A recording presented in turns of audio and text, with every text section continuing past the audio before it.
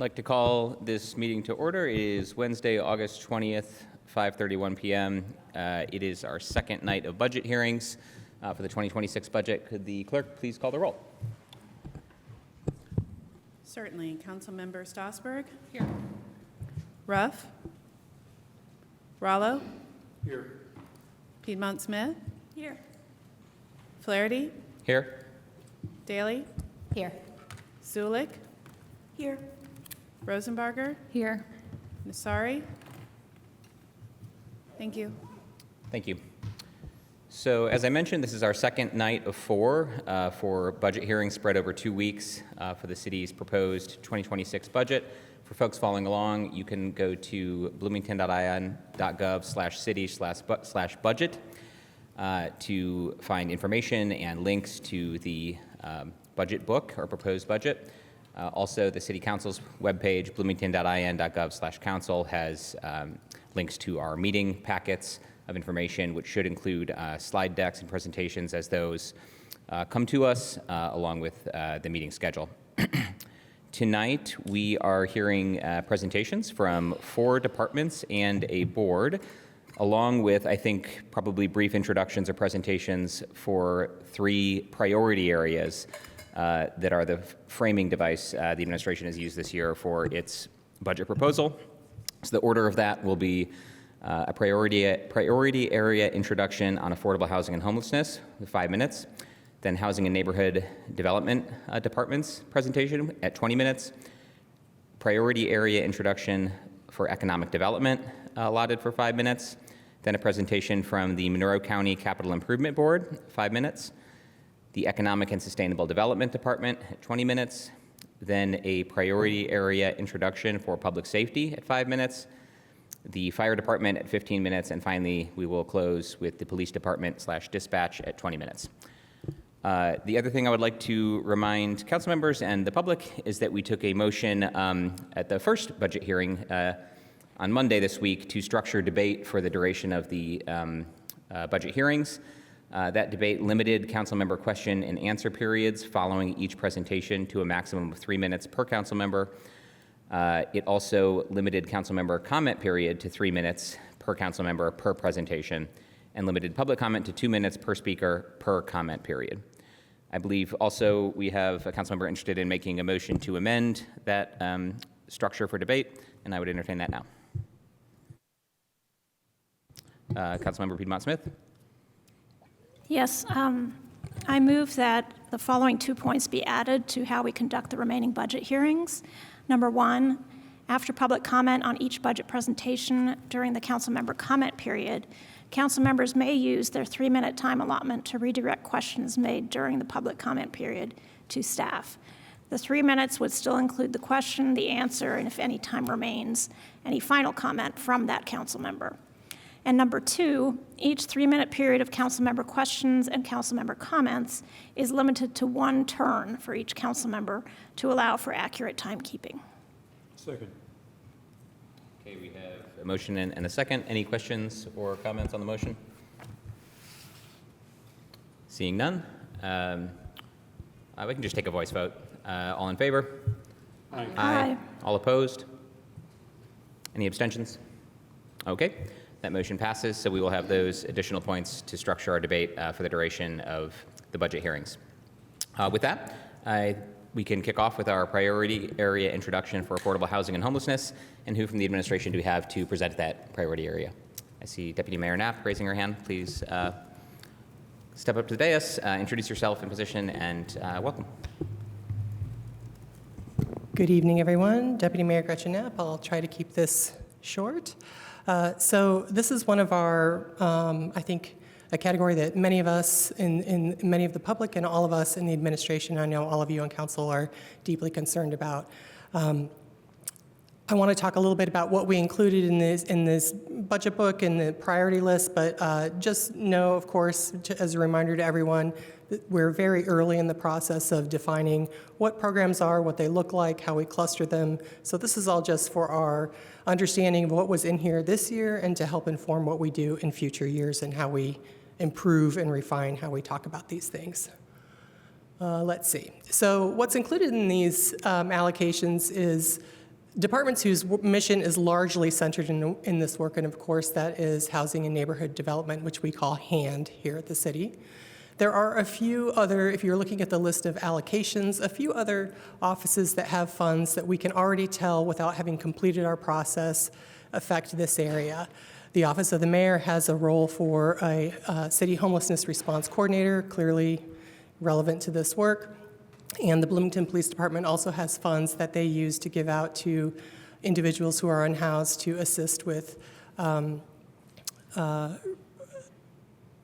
reunification or getting supplies to be able to keep a job, and you'll hear more about that from Chief Dekoff later tonight.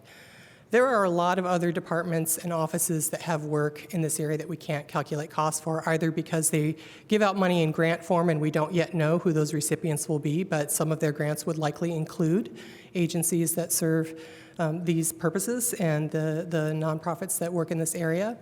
There's also a lot of ARPA funding, which is not part of this budget, but will go towards these ends, and I believe Director Killian Hansen will talk about some of that tonight.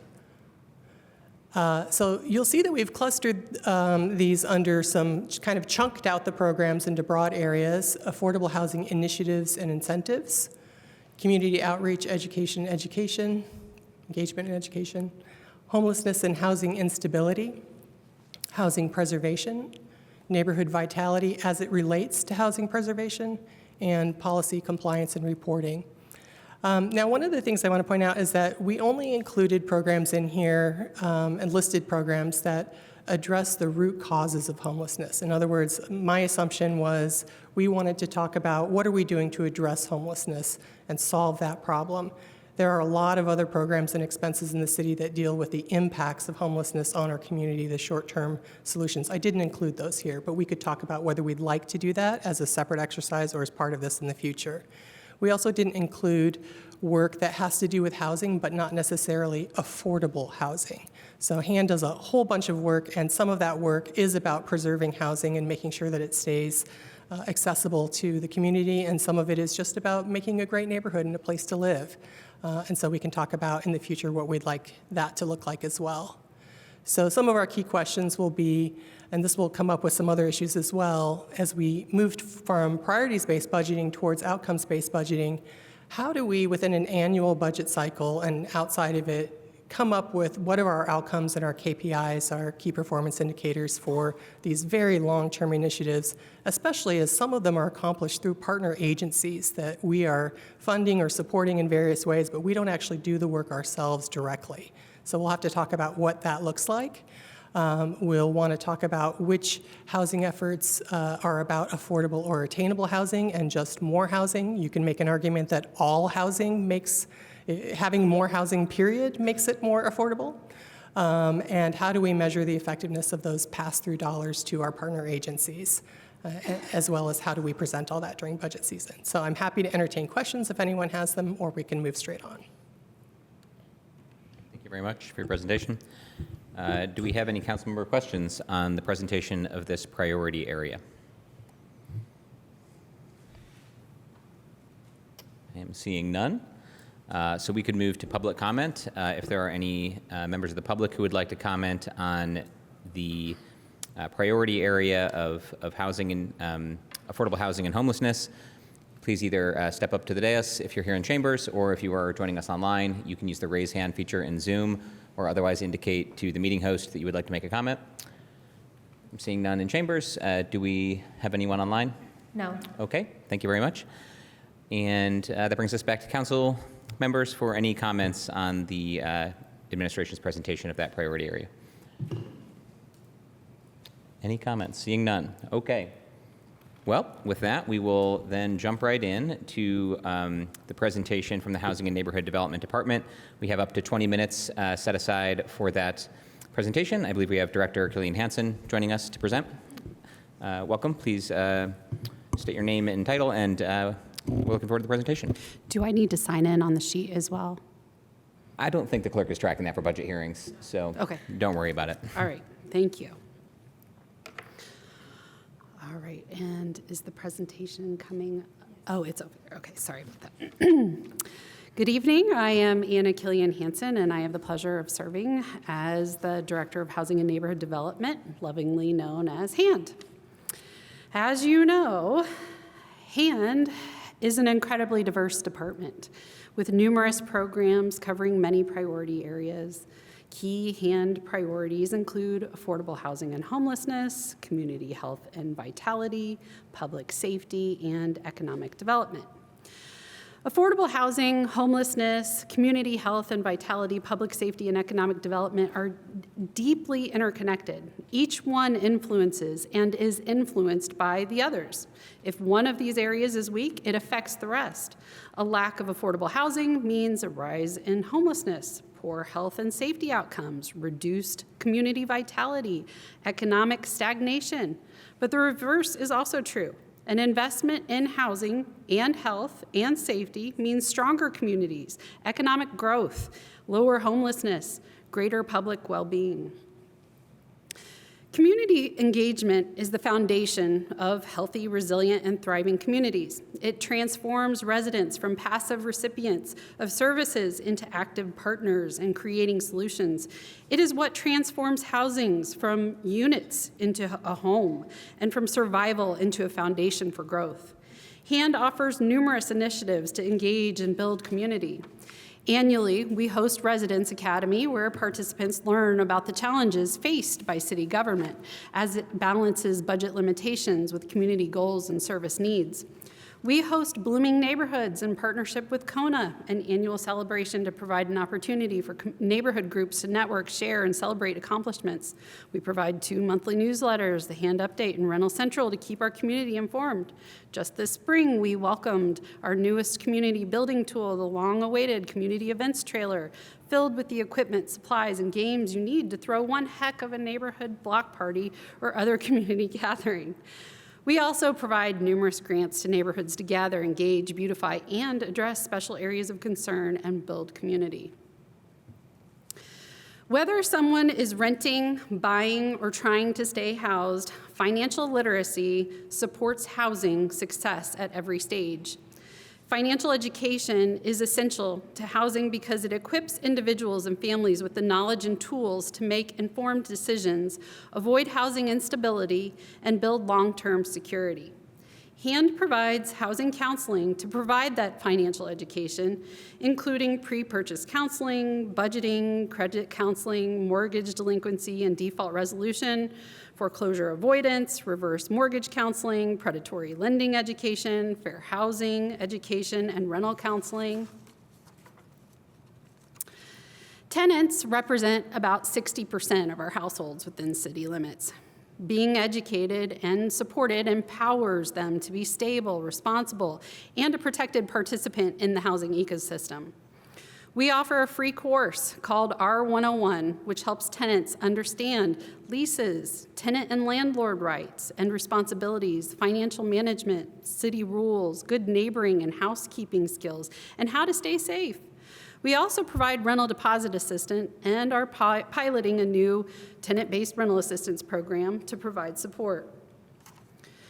We also offer home ownership support by offering Home Buyers Club, which helps first-time home buyers understand and overcome the obstacles involved with purchasing their first home and what to expect after buying a home. We also offer 2 different kinds of closing and down payment cost assistance programs, and we are currently piloting an interest rate buy-down program to incentivize movement in the housing ladder and unlock those golden handcuffs. As an entitlement community and participating jurisdiction, we receive an annual allocation of CDBG, or Community Development Block Grant, and Home Investment Partnership funding. HAND administers those programs. The Home Investment Partnership Program gives communities the resources to build, preserve, and support safe, decent, and affordable housing for those who need it most. The program focuses on construction, acquisition, rehabilitation, home ownership assistance, rental assistance, and housing counseling. Project examples include the more than $1 million we invested in the core building, the original hospital site, to develop 38 affordable units. Another is the construction material contributions we provide to Habitat for many of their builds, including 7 right now. Community Development Block Grants, known as are known are an incredibly diverse tool, supporting community development activities to build stronger and more resilient communities. CDBG provides social service funding to food banks, child care centers, homeless and domestic violence shelters, and more, while physical improvement projects can range widely, including infrastructure, public facilities improvements, economic development, and housing projects. CDBG social service and physical improvement projects must meet one of the 3 national objectives: benefits to low or moderate income persons, aid in the prevention or elimination of slums or blights, or to address an urgent need. Each year, projects are decided on by a panel of local residents to prioritize community needs. Please note, our social service agencies rely very heavily upon CDBG funding. Without access to safe, affordable housing, people are at greater risk of homelessness. Substance use disorders, untreated mental illness, and homelessness often feed into each other in a cycle that is hard to break without coordinated support. Last year, we committed more than $6 million of ARPA funding for projects and programs to benefit affordable housing and homelessness. Projects included down payment and closing cost assistance to the Community Land Trust, rapid rehousing, diversion, support to domestic violence shelter, infrastructure development for the next phase, and an affordable habitat for humanity development, housing stability services, development of a 4-unit townhome, housing security, construction funding of approximately 48 affordable units, the lot acquisition for a homeless shelter, case management, and acquiring tracts of land for 20 affordable single-family homes.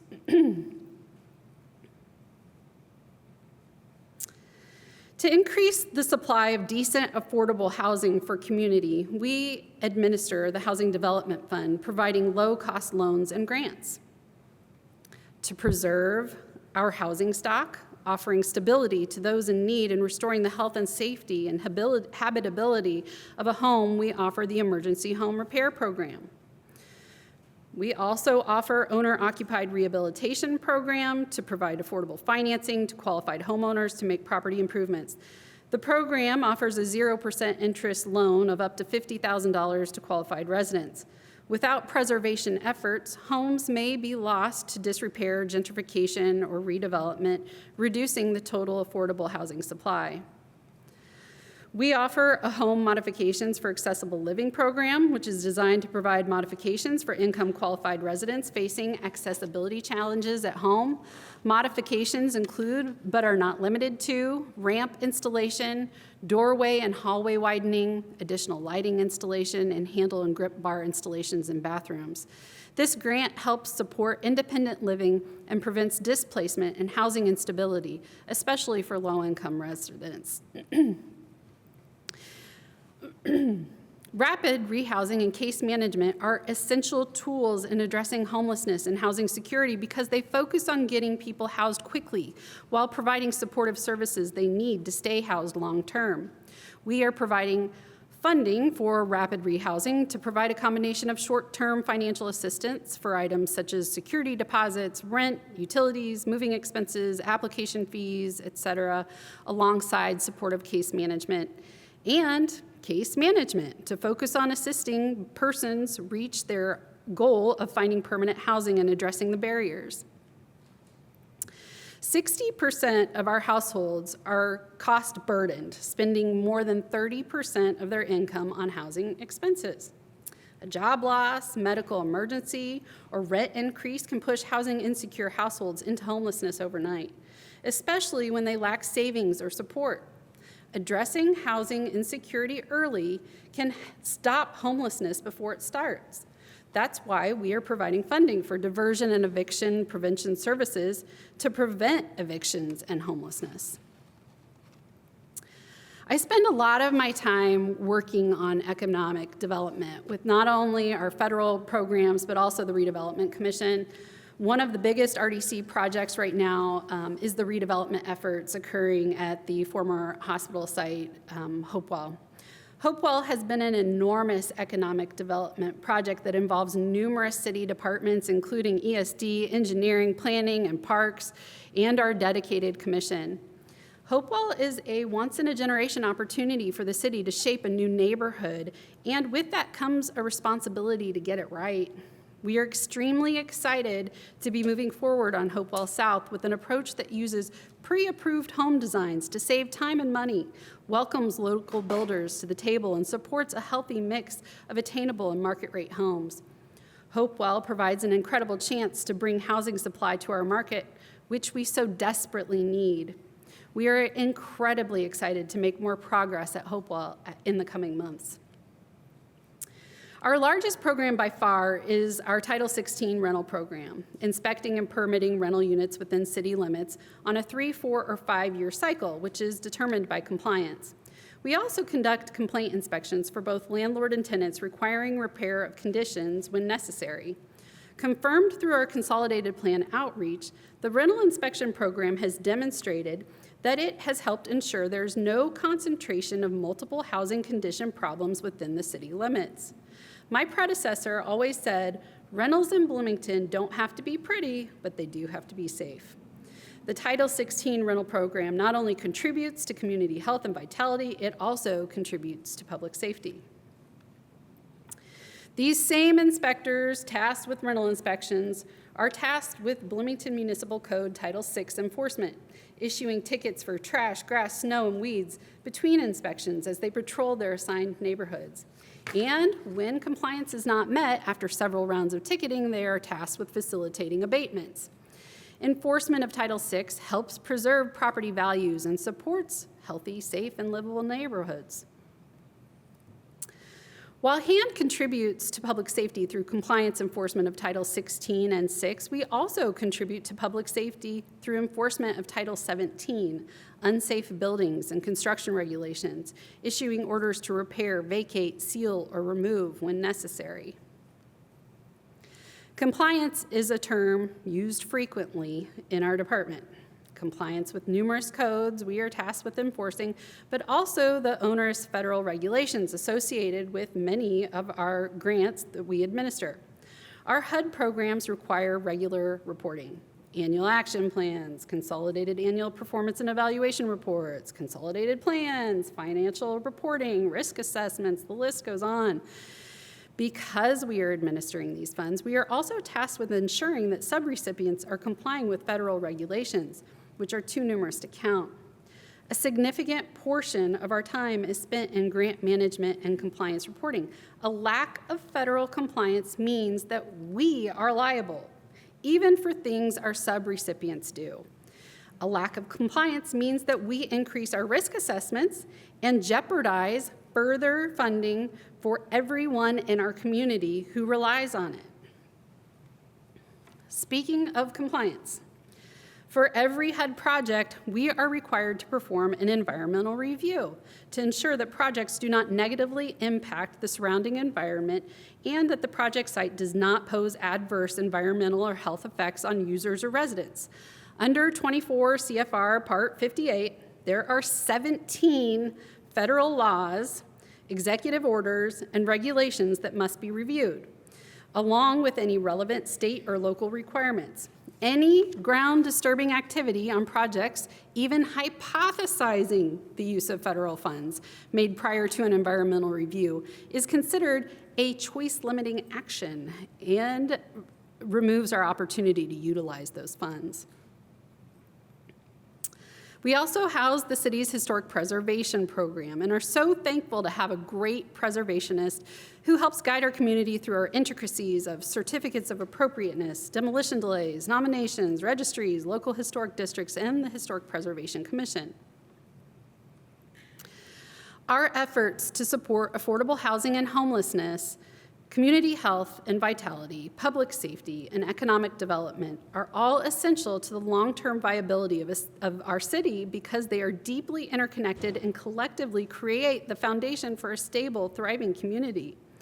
Our budget request includes changes to the personnel funding lines from the salary study implementation, the removal of a computer and other supplies needed for a new position in the supply funding line, and the removal of the City Council-led Jack Hopkins program from our hand funding line, I believe put back in yours, and a reduction in our Housing Development Fund request for 26 as we finish up our 2025 implementations. Thank you for your consideration. I am happy to answer any questions. Thank you, Director Killian Hansen, and thank you for coming in under time. Always appreciated. All right. Yeah, feel free to take a seat, but we'll probably have questions. Also, just to let Councilmembers Asari and Ruff know, who's had to step in a few minutes late, that there was a motion in your email inbox proposed by Councilmember Piedmont Smith. It was approved, so that is now part of our structure of debate for the evening. Who has questions for our director? I see Councilmember Rallo, then Piedmont Smith. Thank you. Is my mic on? Does your mic work? Use this one. Thank you.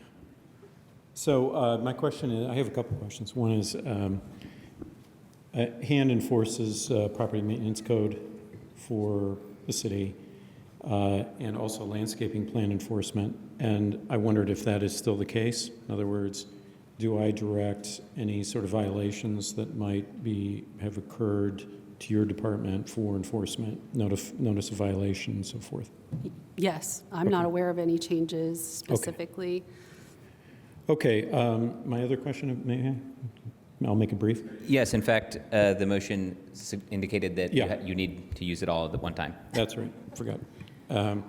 So my other question is about Airbnbs, and this is sort of the perpetual bugaboo that is, plaguing us, I guess, in our community, as probably 1,000 residences have been converted to Airbnbs or Verbos or whatever. And I wonder if we are going to take some sort of action, and what kind of action can we take, and can we at least have them registered so that we know? They can where they're- absolutely be required to register. We're already on that. Okay. I hate to comment on what we can and can't do because I've hypothesized all kinds of things that turn out to maybe not be okay to address them. But we do have a strategy that we hope to be before you with. You have a strategy that you're working on? Yes. Oh, good. All right, well, I look forward to that. Yeah. Okay, thank you.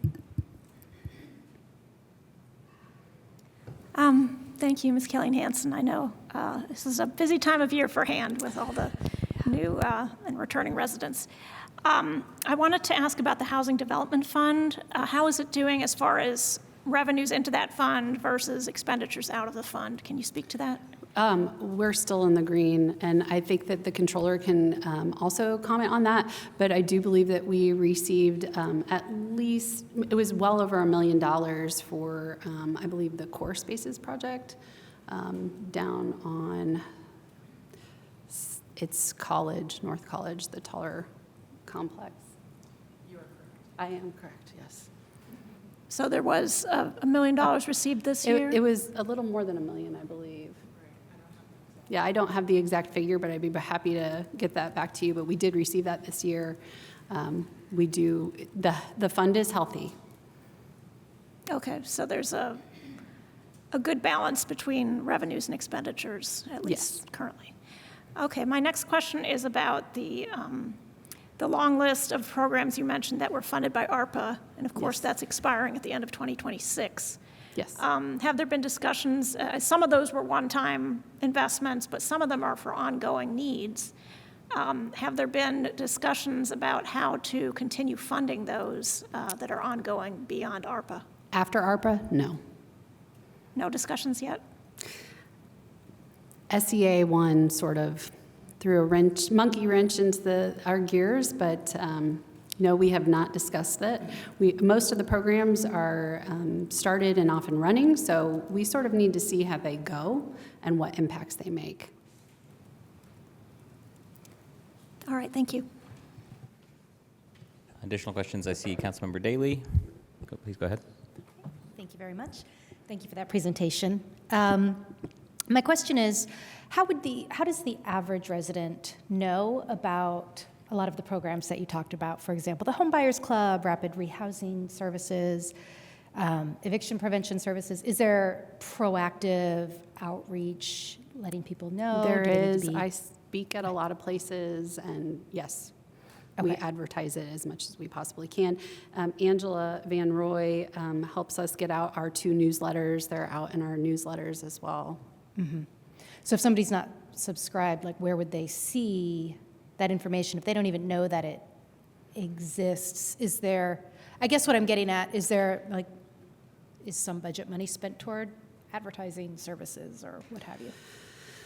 We are advertising our services, and we promote on Facebook. We send out our newsletters. We speak at various events. We table many events as well. So we do try to have it out there. It's on our website. It's not. We don't want it to be isolated. Thank you. All right, do we have additional councilmember questions? Councilmember Strasburg? Thank you. I'm just wondering, there's a couple open programs in your org chart, or open positions in your org chart. And I was wondering how long they'd been open for. I guess I'm especially looking at the grant compliance manager because I thought that we had somebody in there. Yeah, so we interviewed numerous times. We extended an offer to one of the most qualified individuals for that department, but unfortunately, they accepted a position elsewhere. We have found that posting that position, particularly at the grade that it is challenging because it really requires a lot of federal background to be successful. We are getting ready to repost it again, but it is and hopefully we will see a different mix of applicants, which we think that it's highly possible given the current climate with the federal government. There have been a lot of layoffs, so we're hoping that we can get somebody that's very knowledgeable. Okay, great. And what about the program manager for rental inspections? The Is program that- manager should be posted very soon. HR has been reviewing the job description, and so we're hoping that goes out in the next few weeks as well. Okay. And then there's also, I'm not sure if it's reflected on your job chart or your chart or not, but we have another open position for a neighborhood compliance officer, which has been posted and we're interviewing right now. Okay, great. Yeah, I don't think that one is on here. And then there's not enough time for you to address this, but I also am just kind of interested, kind of following up on a couple other questions about the resident numbers we have taken advantage of the various programs that HAND has. So that's something I'll follow up with through the written questions, just an FYI in terms of I'm interested in some of that data. Thanks.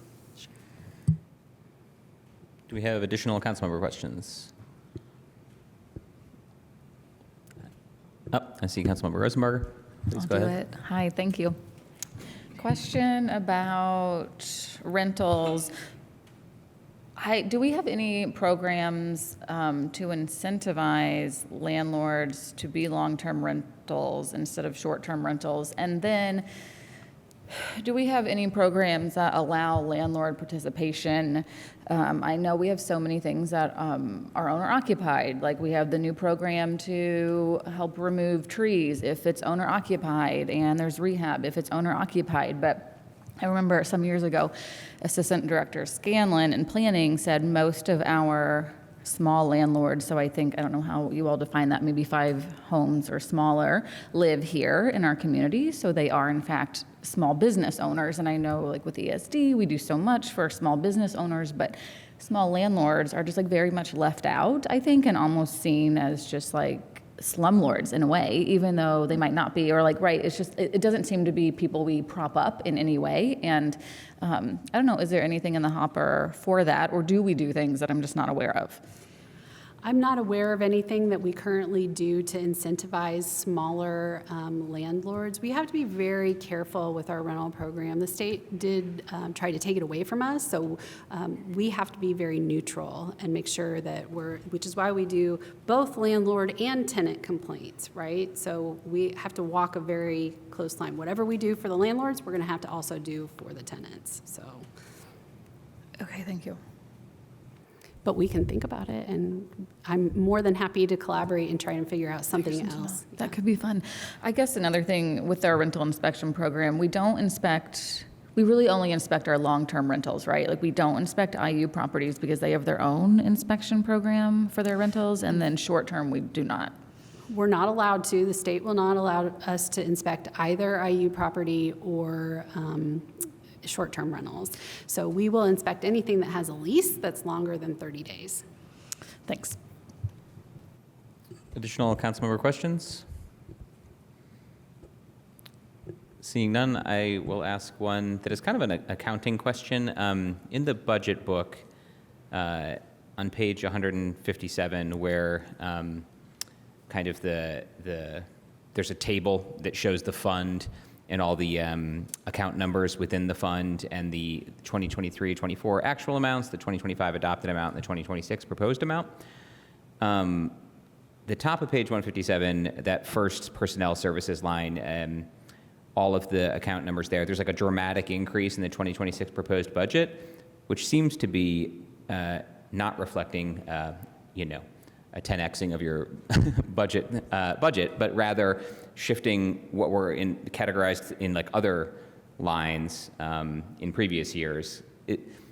Could the controller, or could you, either one, like explain to me like what's going on there, like why it looks like a shift in practice of some kind of how we kind of maybe disaggregated and are now aggregating expenditures across the department? But good evening, Council. Controller McClellan. I see what you're looking at, and this sheet looks odd to me. It doesn't look quite right. I think that I'd like to rerun it and just get a fresh sheet and probably send that out to you guys. I think there may be like a header missing, or it's like combining funds. Yeah, because it starts with personnel services and then supplies, and then other services and charges, and then it goes again to personnel services, supplies, other, and that's not normal. So I don't have a full answer, but I'll get you that accounting answer as soon as possible. I'll work on that right now. Okay, so just maybe some sort of error in the output. Yes. Okay. Yes. Thank you. That's all I had. And with that, we can, unless there are any councilmember questions for those who didn't ask any, looks like we can go to the public for comment. So if any members of the public here in chambers or online have comments or questions about this budget, please step to the dais or raise your hand in Zoom. Any takers? No. No takers. Okay, that brings us back to council members for comments on the 2026 proposed housing and neighborhood development budget.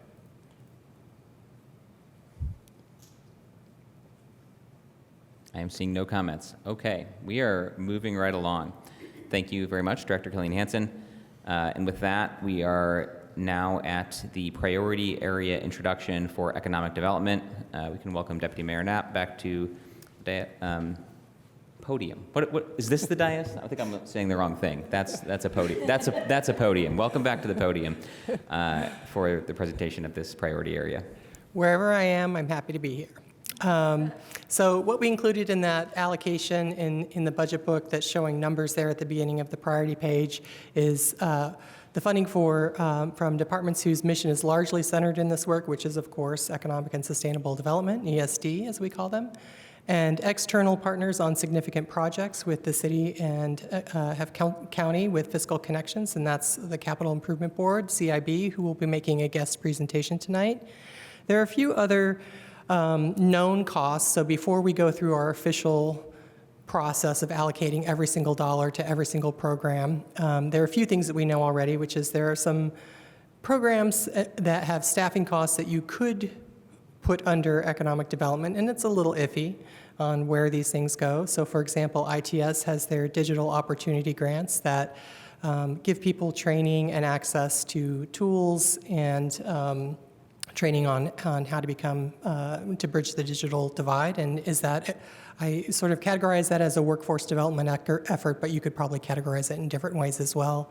Also, programs like the Farmers Market could be in multiple areas. It clearly has a deep economic development aspect for our community, but it's also a cultural event and a community gathering. So those are some questions we can decide later.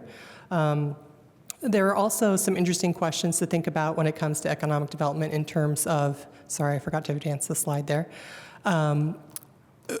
Where do we put planning? So planning's work has a huge impact on economic development, but they don't approach it. I think, they're thinking about development. Is that economic development? Is that policy that goes under high-performing government? Where does that go exactly?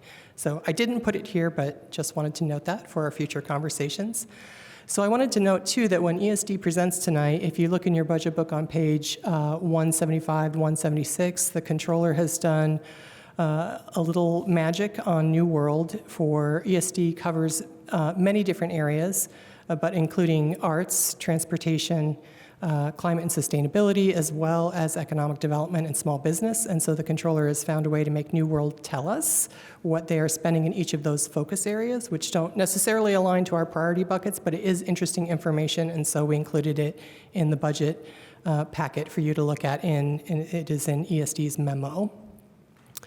The kinds of programs that were listed here under the priority area are arts and arts economy specifically programs, and there's a fine line between what we might consider falls under that or just arts.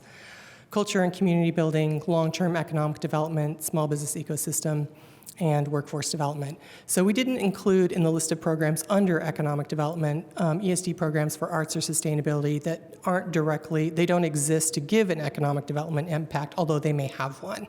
And which of those programs fall where, we can talk about that later, but and ESD will certainly present on those programs and all of their work tonight. So again, as we look ahead in the future and as we go deeper into this, economic development is definitely an area of very long-term impact. You could be a director of this department for 4 years and the true outcomes of your work might not be visible until long after you're gone. So how we evaluate outcomes in a short term of our budget cycle for something so long-term will be an interesting conversation. And when we have programs that meet multiple priorities, like the farmers market or others that we'll come across for many other priorities, we'll need to have some discussions about where we think they should go. And unfortunately, it's kind of like the Navy. Everything must have a place and be in its place when it comes to assigning numbers to all of this stuff. Happy to take any questions if you have any. Thank you, Deputy Mayor Knapp. Do we have any questions on the economic development priority area? I'm seeing none. Going to members of the public, does anyone on Zoom or in chambers here have comments specifically on this priority area of economic development? No. None online. I'm not seeing any in chambers. Back to council member for any comments on the priority area presentation. Councilmember Rallo. This may sound trivial, but I thought I'd bring it up at some point. I don't like the misuse of the word ecosystem to denote things that are artifices of human activity. I mean, there are ecosystems, there are biological interactions with organisms and their environment. And it becomes difficult then to talk about things like ecosystem services when it's used in conflation with human activities. So it's a particular thing that I have trouble with. I know it's becoming in as part of the parlance, but I think it has a downside. It should be considered. That's all. Thanks. Thank you for your comment. Any other comments from council members on this priority area? I'm seeing none. So that will bring us to a presentation from the Monroe County Capital Improvement Board, for which we've allotted 5 minutes. And who do we have from the board to present to us? Looks like Mr. Weichert coming forward, and maybe the Controller McClellan as well. Would like to. Good evening. I was going to start off real quick with the controller portion of that budget. It'll be really, really brief. This budget does live in the controller's office, and there's a portion of that budget that is the lease payment that pays the bond for the convention center. That total is $3,409,500. That is in the budget, and the rest of the budget can be presented by the CIB for their costs. Thank you. Mr. Weichart, welcome. You have a little less than 5 minutes for the presentation. Good Thank evening. you. Just let me quickly say that I'm here with Jeff McKim, who's treasurer of our board, Deb Kuntz, who's the owner's representative, Jeff Underwood, our controller, and I believe Buzz Crone is with us virtually. So with that, I hope I don't have to come back up here again, and I'll turn this over to Jeff McKim. Thank you very much, Council. It's an honor to present the Capital Improvement Board's budget to you tonight and answer any questions you have. First of all, just to kind of recap a couple of the accomplishments that the CIB has had this year. Of course, we have seen the issue of $52 million bond for construction out of food and beverage taxes. We've seen the groundbreaking for the new convention center. We've seen the demolition of the old Napa building, and we've seen the award of all construction guaranteed minimum or maximum prices packages for new construction. We may still see some for construction or renovation of the old facility.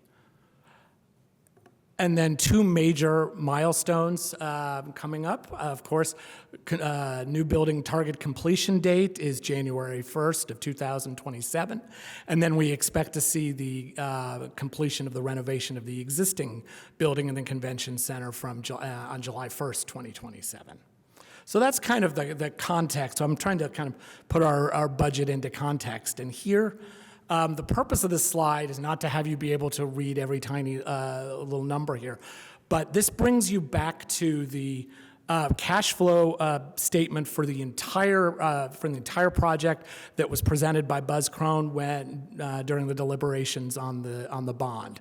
So it's just kind of tying us back to what we're presenting tonight into the big picture.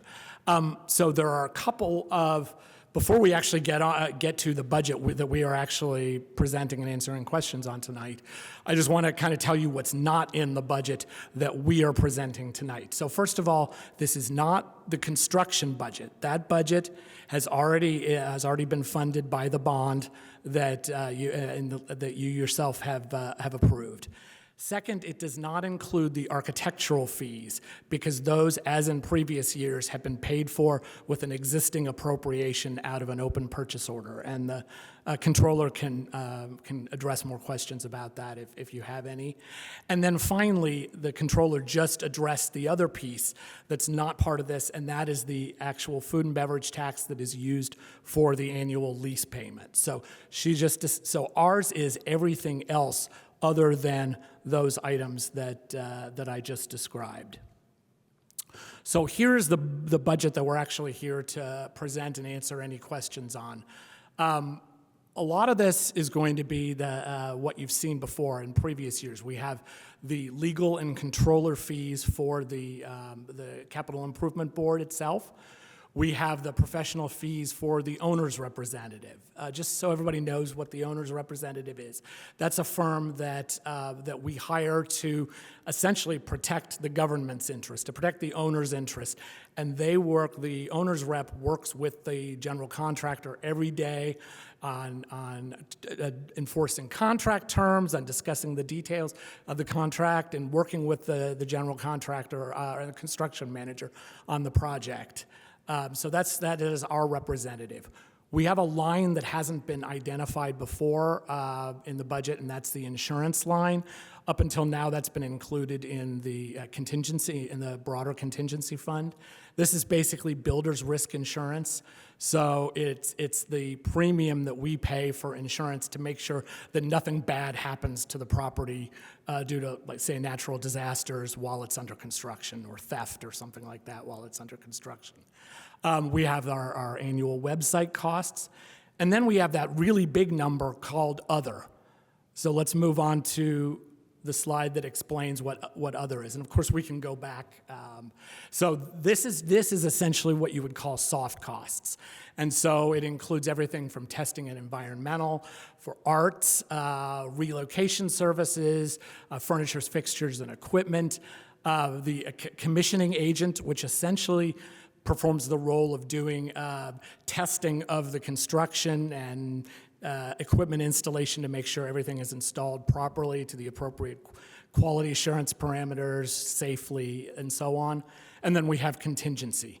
And just to remind everybody that these are the contingency costs that are built into the soft cost budget, but there's also contingency built into the construction budget as well. And so I believe I'm out of time here, but we have, again, we have Deb Kuntz from our owner's rep who can answer any detailed questions about these lines. And otherwise, we're here to answer any other questions you have. Thank you, Mr. McKim. Do we have any council member questions for the CIB presentation? Councilmember Stossberg? Thank you. So just so I understand, like in past years, we've had like CIB budget requests kind of coming separately throughout the year at various times. So this year, just because of the timing, like that is basically all wrapped up in this annual budget as opposed to having to have special ones later on. I just want to clarify. That's our intention, but yes, I'll have Jeff Underwood address that as well. Okay, thank you. Jeff Underwood, Controller for the CIB.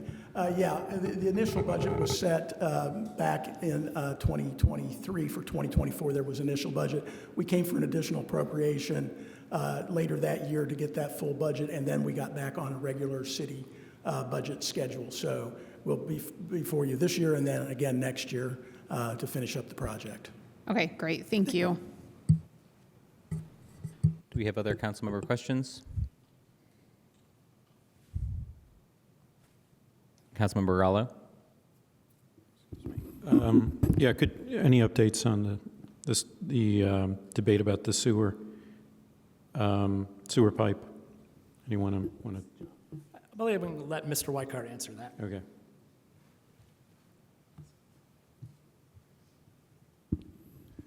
This is about a dispute. Do you want to just describe?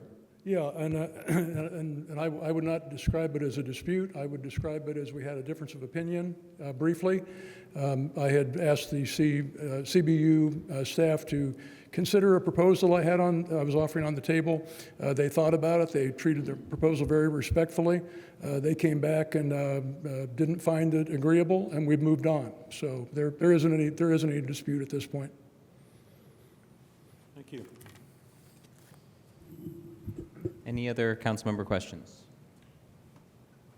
Councilmember Zulik? Thank you. Thank you for your presentation. This might be a question for Assistant Director Warren, and I'm so sorry to put you on the spot, but would you be able to talk about the benefits of allocating money towards public art? I'm so sorry. And let me just say that the Arts Committee did give a presentation earlier at the CIB meeting today. So if you'd like to hear more detail than can be provided right now, I encourage everybody to watch that meeting. It was great. I'm really excited about what they have in mind. Hey there, my name's Holly Warren. I'm the Assistant Director for the Arts for the City of Bloomington. Thanks for the question. I'm not going to talk in specific numbers, but I will say the way I see it is there are two benefits when we think about economic development to investing in 1% for the arts projects and other public art projects here in Bloomington. The first is financial. When we put public dollars into public art projects, the community around it sees a financial return. There is a quote that is given by the National Endowment for the Arts. They see any time that they put an investment into something using grant funds, the community around whatever is receiving that fund has a $9 rate of return for every $1 that is put into it. That is not a statistic for Bloomington, but that is just like a general national statistic that the National Endowment for the Arts has been able to show. And as far as other economic benefits, we think a lot about quality of place in the Department of Economic and Sustainable Development, and we see public art projects like this as something that make this place more beautiful and more attractive for folks to both want to live in, but also to come and spend their tourist dollars in. We also see public art as kind of beacons of civic identity. When we do public art calls, we ask folks, what do you want to see of yourself and your community reflected in this art? In hopes that when we present the piece of public art, people say, that is me in Bloomington. People feel more connected to their community and to each other. So that's the short answer. I'm happy to answer any more questions about that in the future. That's fabulous. Thank you. Okay, thanks. Additional council member questions? I am seeing none. We could go to members of the public for any comments or questions on the presentation from the Monroe County Capital Improvement Board? If you're here in chambers, please come up to the podium to share your comment. And online, do we have anybody raising their hand or otherwise indicating they'd like to comment? No. Okay, thank you. Back to council for any comments on the CIB budget. I see none. Thank you very much, members of the Capital Improvement Board and Mr. McKim for presenting tonight. We can move on to our next presentation, which I believe is the Economic and Sustainable Development Department. Welcome, Director Coopersmith. You have 20 minutes, up to 20 minutes. Great, thank you. Jane Coopersmith, Director of Economic and Sustainable Development for the city, here to present to you our 2026 budget proposal for the night. Before we jump in, I wanted to highlight something that Deputy Mayor Knapp described, but I think it will help when you're reviewing and evaluating the numbers in the budget book. ESD went through 2 changes during this budget cycle. One, our numbers were aggregated under broad categories of funding. So we had a general fund category and we had an ED Lit category. Under those funds, the bulk of our activities were categorized under grants. And that was simply not super accurate, and it was really difficult to track. So Controller McClellan reorganized our budget. So in 2026 and beyond, it will be organized by our primary activity areas. So we'll have a main category, economic development, sustainability, arts, transportation. So this year, it's challenging when you're looking at those numbers, but going forward, it's going to help make those easier to tie to our priority areas and then also just help us administer it. Our team, ESD, would you guys mind standing up tonight and offering a wave? So our team consists of 10 staff members who are amazing, thanks for being here, and 5 interns. We support 4 primary areas of activity, and we staff 4 boards and commissions. We have 1 grant-funded position that is not reflected in this year's budget. The Economic and Sustainable Development Department drives economic growth by improving, our quality of life and quality of place initiatives that advance the business ecosystem. I use the qualifying adjective, Councilmember Rollo. So it's the business ecosystem, the arts economy, and climate work. We manage economic strategy for the city, and we help support incentives for transformative city projects. In terms of priorities-based budgeting, ESD's activities support high-performing government, economic development, community health and vitality, and transportation. Our transportation budget includes the $3.8 million ED Lit pass-through to Bloomington Transit, so the bulk of that funding moves on. Continued population decline in Bloomington, an aging population, and a reduction in our general ability to generate local revenue means that we are at an absolutely critical moment for our local economy.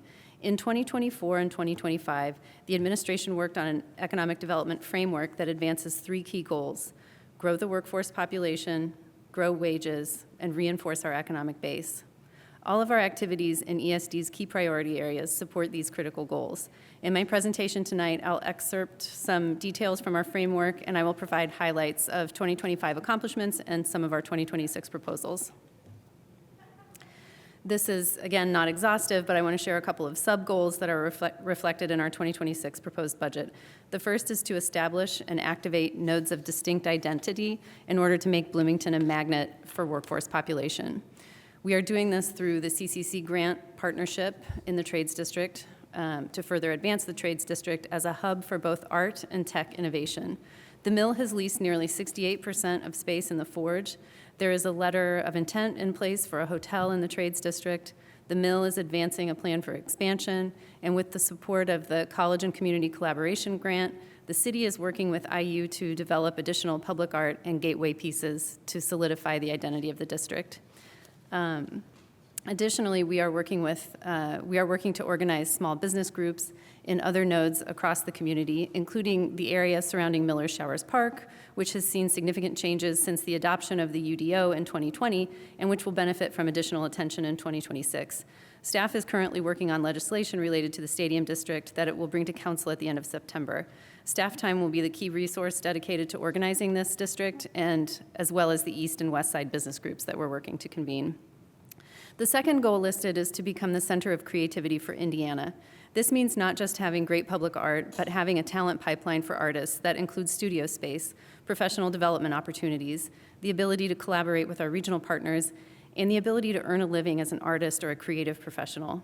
The city is advancing this goal in 2026 through its work in the Trades District that I just described, and through its advancement of the Arts Incubator, a three-way partnership between Indiana University, the city, and Secretly Canadian. So we have a private-public partnership. ESD and the city seek additional opportunities to welcome graduates into the permanent community. We have a statistic that 61% of college graduates in a Talos survey revealed that they would like to remain in their college town post-graduation. And actually, I received Bloomington-specific data today. So for Bloomington, it's 49.5% of our IU students would like to stay in Bloomington post-graduation, but 91.5% of them feel that that is not a possibility given lack of jobs and challenges in the housing market. So those are some serious numbers. Sorry. I lost track. Okay, so that's related to college students staying over, and we see the Art Incubator as a critical bridge to campus that will help retain talented graduates as well as provide space for community artists. I would like to highlight work being done specifically to support wage growth, another major economic goal. Two excerpts from the plan are tell our story and target attraction of businesses in high-demand, high-wage sectors. The city launched its branding campaign in 2025, which was a direct output of the 2016 Wage Growth Task Force. We have received initial findings and look forward to being able to communicate about the resulting strategy later this year, and that's being driven out of Office of the Mayor, to be clear. The second category of activity is happening in partnership with Indiana University and the Mill. Since 2011, the city has been laying the foundation for a catalytic tech district in Bloomington, and under the leadership of John Fernandez at the Mill, and with the support of IU and the Lilly Endowment, the Trades District drives our economic development. The $16 million investment from the Lilly Endowment provides an opportunity to move farther, faster, creating possibilities not just for Bloomington, but signals to the market that will benefit Monroe County and our entire region. The Mill hosted its most successful startup summer yet, bringing in young tech entrepreneurs from across the country, with one company deciding to make Bloomington its permanent home after they completed the program. Founder Fridays programming has helped foster community collaboration for 30 participants, and the pilot for 90 Days to Scale provides insights for later stage companies. The Mill has shown a clear, focused, and Bloomington-specific vision that aligns with our city's goals: grow workforce population, grow wages, and reinforce our economic base. 2025 ED Lit funding is supporting Mill scholarships, Bloomington Remote, Code It, Crossroads Pitch Competition, Startup Summer, and Innovation Week. The city will requests again $175,000 in program funding for the Mill in 2026. Small business efforts also play a critical role in reinforcing our economic base. 2026 activities in this area will include supporting activation of the Downtown Action Plan, which was seed funded with CREED funds in 2025 and is being managed by Downtown Bloomington, Inc. The partnership with Retail Strategies has already provided critical new information to us about how our downtown operates, who is visiting when and why, and what can businesses do to capture those potential customers. The action plan, which has had broad business participation, will be released later this year. $25,000 in the 2026 budget will serve to implement low-cost, high-impact actions from this plan in partnership with Downtown Bloomington. We also seek to continue supporting destination tourism in Bloomington. In 2026, we budgeted almost $20,000 for a wayfinding audit and an update that will support updates to signage across the city. Current wayfinding has not been updated since 2005. This will be important as we activate nodes of distinct identity and support the expansion of the new convention center. We also requested $20,000 for targeted gateway cleanup to help put a shine on Bloomington during critical weekends. These small amounts will go a long way to make sure that Bloomington is at its best when it greets residents and visitors alike. It all starts with a visit, as Mike McAfee would say. In 2026, we requested an increase to the funding line for business safety and security business safety, security, and cleanliness grants, which helped businesses prevent or recover from damage to their property related to impacts from unhoused residents. While this grant does not address the root causes of street homelessness, it allows the city to help stabilize its small business ecosystem in the downtown corridor and beyond to make sure that they are able to remain in place as other departments and partners work to address root causes. This grant has helped install security cameras, replace and repair windows, provided power washing, and myriad other supports. It is critical for these operators. I also wanted to highlight that while it is not reflected in our annual budget through the general fund or ED Lit, important economic development work happens via the Bloomington Urban Enterprise Association, which administers a separate fund that is applicable only to the geography of the enterprise zone. Residents can find out if they are eligible for BUEA grants by visiting bloomington.in.gov/mybloomington or simply Googling My Bloomington. The annual budget for the BUEA, which is also supported by Ms. De La Rosa, is around $600,000. Further expanding the creative economy is a pillar of our economic development framework. Arts programming shows an increase in 2026 because, excuse me, it reflects the shift of Buskirk-Chumley operating support from council budget to ESD budget, which we believe is appropriate and allows for better tracking of expenses. In reality, the 2026 budget is on par with 2025. Our arts programming hits three primary categories: grant funding for local artists and specific projects, funding for arts venues, and then public art and public art maintenance funding, and operational support for arts organizations. I think I said that twice. As with small business, BUEA grant funding also mirrors citywide arts funding, supporting grant making for arts projects, artistic advancement, and operational support. In 2025, we saw artist parties, the painting of traffic boxes in the downtown corridor, a pilot public art tour, and many other events and arts projects launched in collaboration with the incredible artists and volunteers across the community. This fall, we look forward to the official opening of the Arts Incubator space adjacent to Switchyard Park. I'm losing my voice. Too many words. Turning now to climate action and sustainability. The city's efforts in these categories are funded by ED Lit. Everything is funded by ED Lit now. The activities hit three budget priority areas: high-performing government, community health and vitality, and transportation. While the city's activities are primarily supported by local income tax dollars, sustainability leadership in Sean Mia has done an excellent job in attracting outside funding for residents, for the city, and for the region. I wanted to offer a snapshot of our program categories and highlight the importance of our reporting, monitoring, and maintenance investments. These are high-dollar tech interfaces that serve a range of functions. They help us, account for and report out on greenhouse gas emissions. They provide a point of contact for the public to engage in climate action, directing them to additional financial resources, and they track solar production and indicate when maintenance is needed.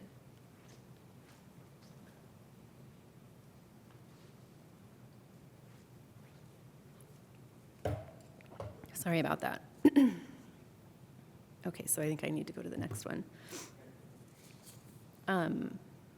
Right, you may remember that a 2024 NOAA National Oceanic and Atmospheric Association grant supported a heat mapping study, which provided our team actionable data about where dangerous hotspots exist in Bloomington. In 2025, the team directed dollars to improve infrastructure and tree canopy to protect residents in these areas. In 2025, Sean Mia and Jolie Perry, with the support of the city grants manager Jonas Chang, received an EPIC grant in the amount of $508,000 for energy upgrades and support to turn the Buskirk-Chumley Theater into a climate resilience hub. The project is now in the schematic design phase.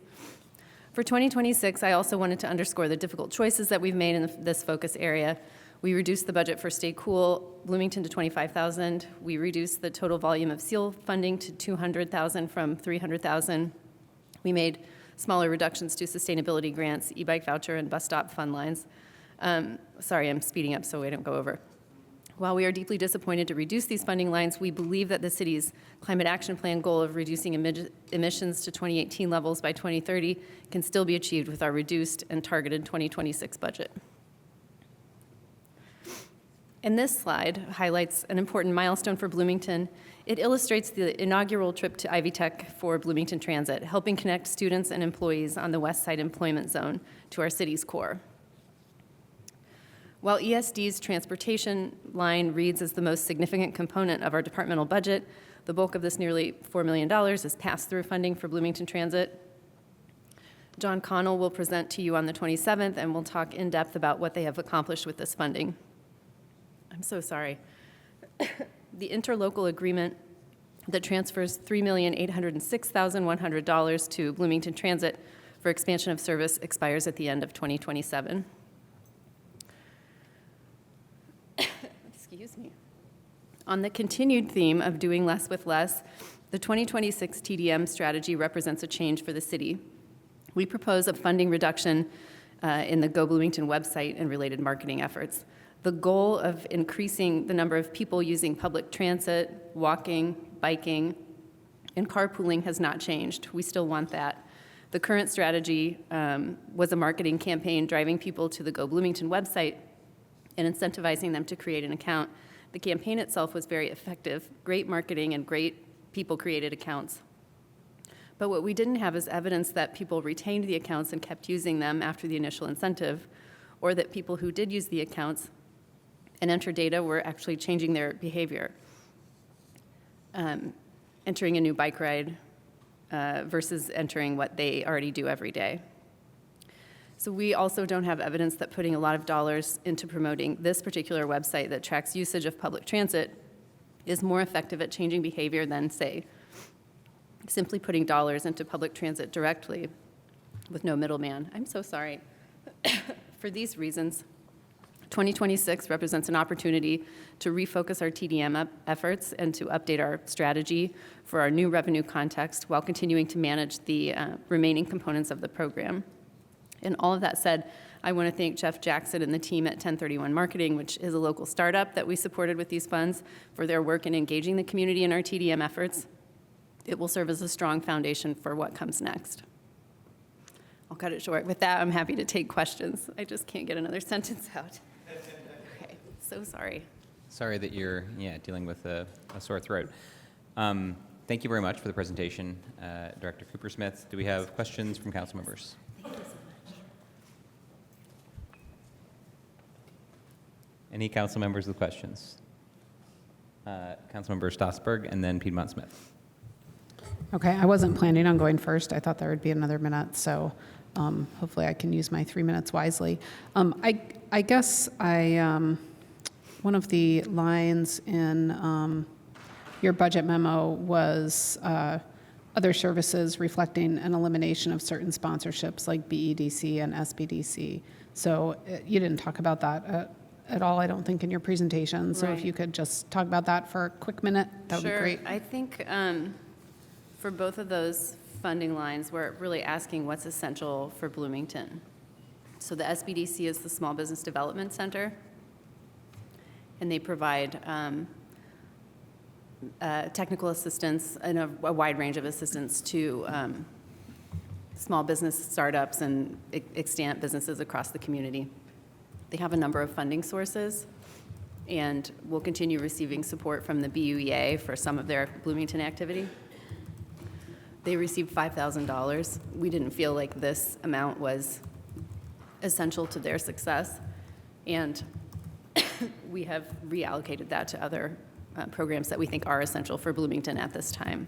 I'm going to take a sip.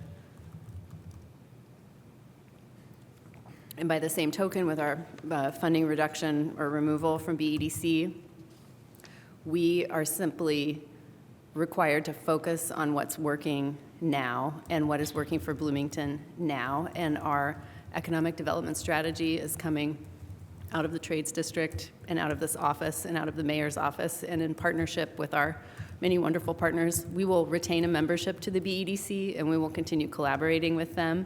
But in terms of what we need to do to drive our real estate constrained 21st century economy forward, it's a different model than the industrial model that has been largely advanced by the BEDC. So for those reasons, perhaps others that won't be discussed here, we're we're not choosing to fund them in 2026. Okay, thank you. I'll have other questions that I'll follow up with through the written comments, both about participation in the various like grant programs and things like that, similar to what I asked the Hand Department about, and then also with the Go Bloomington website not being a thing anymore, more about how the focus of the TDM manager is going to change. Yeah, but I great. won't make you talk right now in the next 30 thank you. seconds. You're welcome. Thanks. It's not a ploy to get out of answering questions. That would be some very fine acting there. My question is about the budget sheets, so the funding sheets that have all the budget lines. I am very confused. So I'm looking at the general fund, nothing budgeted. And everything is coming out of ED Lit, which was not used at all last year. So can maybe the controller can explain what's going on there. The ESD department had, let's see here, they had $6 million in their grant line in ED Lit last year, and we moved over their salaries and their miscellaneous other expenses into the ED Lit line because their entire department basically works on administering that $6 million that is in ED Lit. So we thought it was better for their tracking to be able to put their entire department into the ED Lit fund. And then I also realized what's going on with these legal sheets is that some of these departments, like ESD, they're broken out into programs. ESD has their main, they have economic development, sustainability, transportation, and arts. And so that did not come through in this macro that we used this year to create these legal sheets. So I'm re-pulling those budgets, those legal sheets right now. But that is why the general fund legal sheet has zeros for 2026, and then all of those expenses were moved into ED Lit. It's difficult to compare last year's budget with this year's since they're two different funds, but I will endeavor to do so anyway. That's all I had right now. Thank you. Additional councilmember questions? Councilmember Ruff? Yeah, I was wondering if the department has any data or has any idea about the number of Bloomington students that go to IU, students from Bloomington, from Monroe County, from our area, from our metropolitan area, or even our whole economic impact area right here in this part of the state, that go somewhere else to college and don't return to Bloomington. Because as commonly we hear, okay, how do we get more students that come to IU Bloomington to stay in Bloomington? Do we have any idea about the numbers of Bloomingtonian young people that go somewhere else and don't come back? Mm-hmm. We don't have that data now. I think part of the reason we work to capture these IU students is that they're very trackable, whereas some of our local students that leave after graduation, they may be a little more difficult to find and capture that data. But I think it is very much in line with this goal to work to attract workforce population. It would be great to have locals come home. Okay, thank you. Other council member questions? I have a few, thank you. You mentioned, I think, the interlocal agreement with Bloomington Transit runs through the end of 2027, is that right? And my recollection was that needed to be a multi-year agreement because they needed match funding that they could rely on for rapid electrification of our bus fleet, taking advantage of federal resources. Do you know, was that multi-year funding stream only needed through the end of 2027 for like the duration of what they were trying to do, or was it more like we didn't want to tie our hands for 10 years, so we picked 4 to give them like enough lead time to I don't know. I'm trying to get a sense of this is going to be a cliff for them. Obviously, we've really invested in transit if we don't renew that after 2027. So I'm trying to get a sense of its impact, potentially. I don't have an answer to that. I mean, simply because I didn't work, that was negotiated when I was in my previous role at the city, but I wasn't working on that project. So I'm not sure why they chose that 2027 expiration date for the contract, but I mentioned it because, it's on the horizon and it felt relevant, so. Yeah, no, thank you for that data point. And then I guess I can say the grant agreement specs out a number of activities that are really related to expansion of service. And so I know John Connell will be ready to talk to you all about that. Yeah, thank you. So the other question I had, I appreciated in your presentation some of the direct funding amounts, by program. In the budget book itself, we've got, programs, sometimes, as the deputy mayor noted the other night, sometimes it's much more clear and discrete of a program, other times less so. But for the things that are fairly discrete, would it be possible to amend those tables to actually include a budget amount by program? So we've got these tables that have, under high-performing government, economic development, whatever the category is, subgroup of things, environment, climate, sustainability, arts and arts economy, program title, and then a program description. Can we add a fourth column that is budget amount, or is that not feasible? I think that we're going to achieve that when we correct the legal sheets, because especially with Jane's budget, it's really nicely tied together. It's all nicely tied together in the fund, and it's divided by department. Well, that would give us a programmatic aggregate by focus area, but not necessarily each row in these tables in the budget book that I'm describing. So small business development is one of the programs named. Is that a thing we'd have a cost amount for? Oh, okay. Or no? Deputy Mayor Knapp, that will be accomplished when we complete the PBB implementation process with the software. Once we know we have the right programs and we like how they're clustered and we think they're in the right buckets, then that step is to go in and assign dollars, including fractional staff time. So that would be the goal, would be next year when we're looking at something. Whatever the program is, there's a dollar assigned to it that includes all the people, all the supplies, everything for that program. Okay, but not for this year's budget? Not achievable? Is that right? Not even remotely achievable, Okay. but I wish it were. Thank you.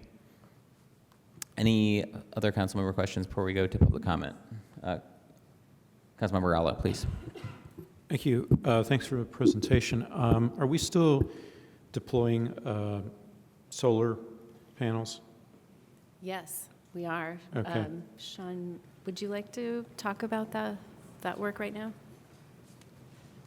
And I have kind of a corollary, and that is, are we anticipating that we might need a fund for replacement since they have a lifespan of a couple decades? Yes. So the ones we put in 10 years ago are probably at half their lifespan. So that's my question. Yes, thank you. This is Sean Mia, Assistant Director of Sustainability. Thank you for the question and the opportunity. So we are monitoring our solar panels every day. We have a contract with Verigy, who is our operation and maintenance vendor. They're monitoring production and making sure that if there are panels that are damaged that need to be replaced, they are replacing them, and ESC is covering those costs. And so the typical lifespan of a solar panel is 20 years. And so, we are reserving panels in our warehouse for replacements throughout the lifespan of our 20 years. And so we have plenty of panels to replace them as they're needed. And I just thought of something else. Suppose we were to get a big hailstorm.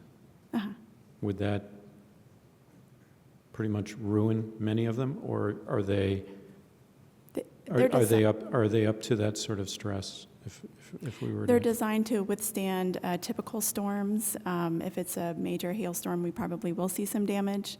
But again, we have panels in our warehouse that we can replace. If it's all of our 38 systems, we might have a problem, but I don't anticipate that. Okay, thank you for that. Thank you. Any other council member questions? Seeing none, we can go to the public for any comments on the Economic and Sustainable Development Department budget. If you're here in chambers, please step up to the podium. And if you're online joining us, please raise your hand in Zoom, or otherwise let the meeting host know you'd like to comment.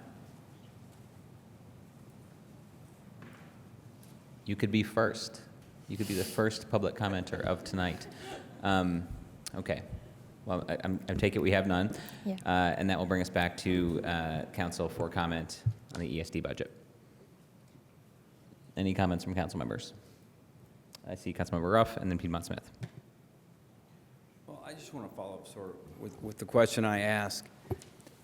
You know, I think we need to further define and quantify some goals or related to the strategy of trying to capture as many IU graduates as we possibly can. I mean, I doubt that the state university systems, when they were created, I doubt the idea was, let's send our kids from around the state to one place or two or three places and hope they stay there and further the development of that community at the cost, at the expense of every other town in the state where they've come from, impoverish and brain drain all the other communities. I don't think it was just the opposite of that. I think it's like, we'll send our kids to a place where there's a critical mass of educational opportunity, like a big university, and then hope they go back to their communities and help those communities thrive throughout the state.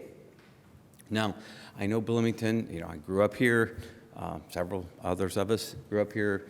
We do have a lot of particularly university-related young people, kids of faculty, et cetera, that do go off and stay, they leave.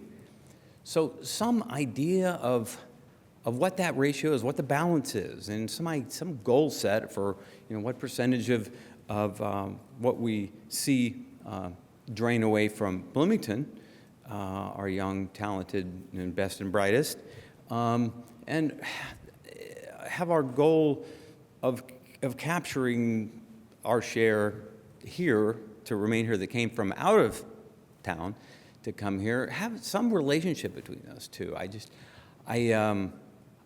think it's just too rough of a strategy or an idea to just say we just want to retain as many as we possibly can that came to IU Bloomington, and so I would encourage the department staff to, you know, to look into that, to think about that, and to, you know, and maybe come up with a more defined strategy, or not strategy, but, you know, plan for what the goals are, what the underlying justifications are, because the idea isn't just, of course, to just grow Bloomington, and of course we don't want to impoverish other sister communities and brother and sister communities in our state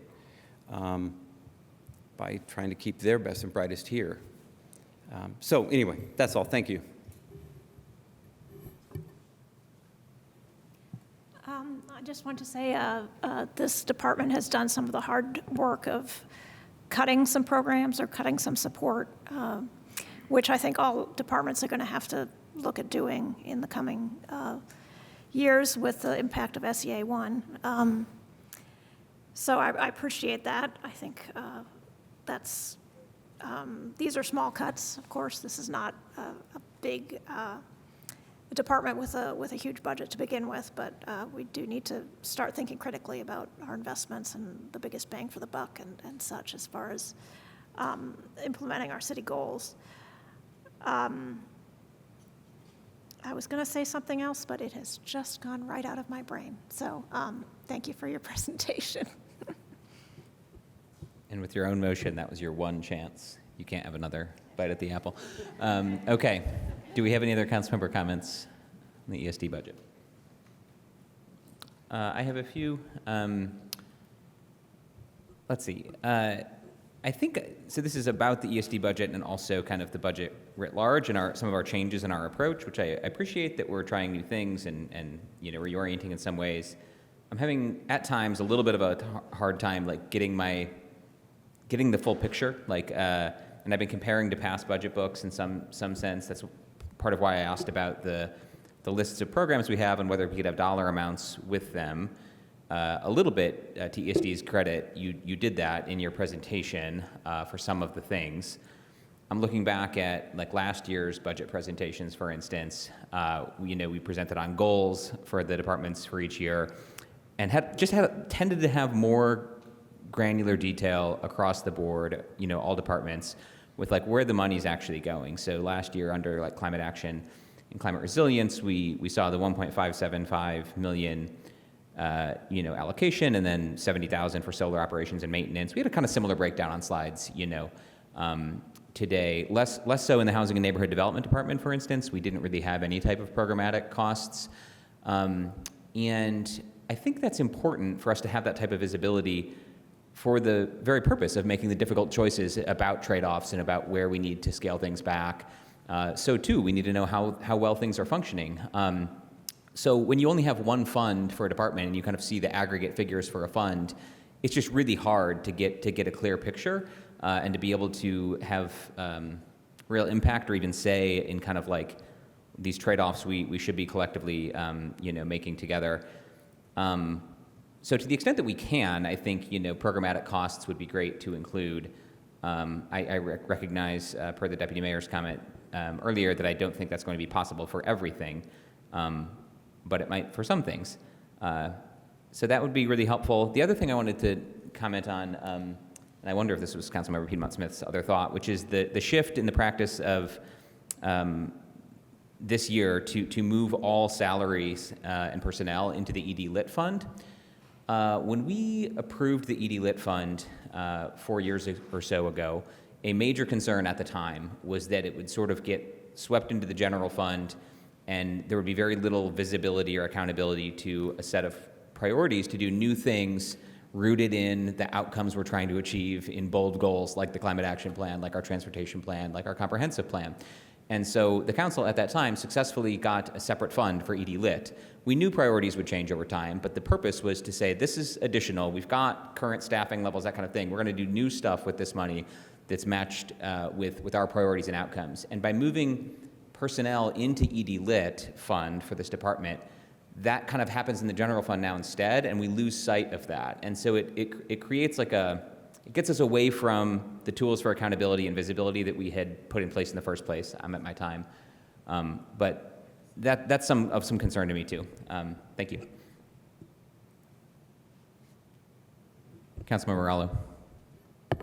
Yeah, this discussion of homegrown labor or Bloomington residents going to school locally got me thinking, and I just wanted to say for the record that if we have an economic development strategy that attracts businesses from elsewhere, that is predicated on high-skilled labor, that imports people from elsewhere, that will inevitably add to competition for housing.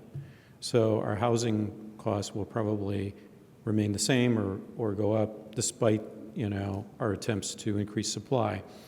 So I'm not saying that is necessarily our strategy, but I think we have to be wary of that and make sure that at least a high proportion of the workforce is employed locally or at least regionally, so that we can obviate that competition for housing, which is obviously in short supply. That's all. Thanks. Any other final council member comments? Councilmember Stossberg. Thank you. I just mostly actually with my comment want to call out Councilmember Flaherty and his comments and thank him for that. A little bit of a history about the ED Lit Fund through the Monday night stuff and then also tonight's. I was also kind of looking at that sort of new thing in terms of the number of things that we're shifting into ED Lit as a funding source and kind of thinking like why exactly are we doing that? And I kind of like get it from like an accounting or bookkeeping or simplification standpoint, but it did kind of like raise the hairs on my back going, yeah, but in a few years with SEA1, we're not going to have the ED Lit anymore, and then we're going to have to move everything back. Like how is this going to work? So I guess I'm just glad that Councilmember Flaherty brought that up as just sort of a thing that we're seeing in terms of understanding, and that Councilmember Piedmont Smith also kind of mentioned it in terms of being able to compare this year's to last year's and how challenging it is to look across those spreadsheets, which I also have found myself doing a bunch. So that this is definitely like that aspect makes things just a little bit more confusing. I think kind of across the board, and I do appreciate Councilmember Flaherty's kind of like historical viewpoint there of like when ED-Lit started and the origins of that, because that's very interesting. And it doesn't seem like that's the way that it's now being used, and I just kind of wonder whether that was something that got lost actually in the transition, and that maybe we didn't realize that that was the original purpose of trying to use that fund in that way. But it's also really large as well. So anyway, I'm kind of rattling on, but I just appreciate Councilmember Flaherty for bringing that up as something to consider and talk about. Thank you. Thank you. Any other final comments? Seeing none, we can move on. I believe that takes us in our agenda to the introduction of the priority area public safety. Deputy Mayor Knapp, welcome back to the podium, and thank you again, ESD.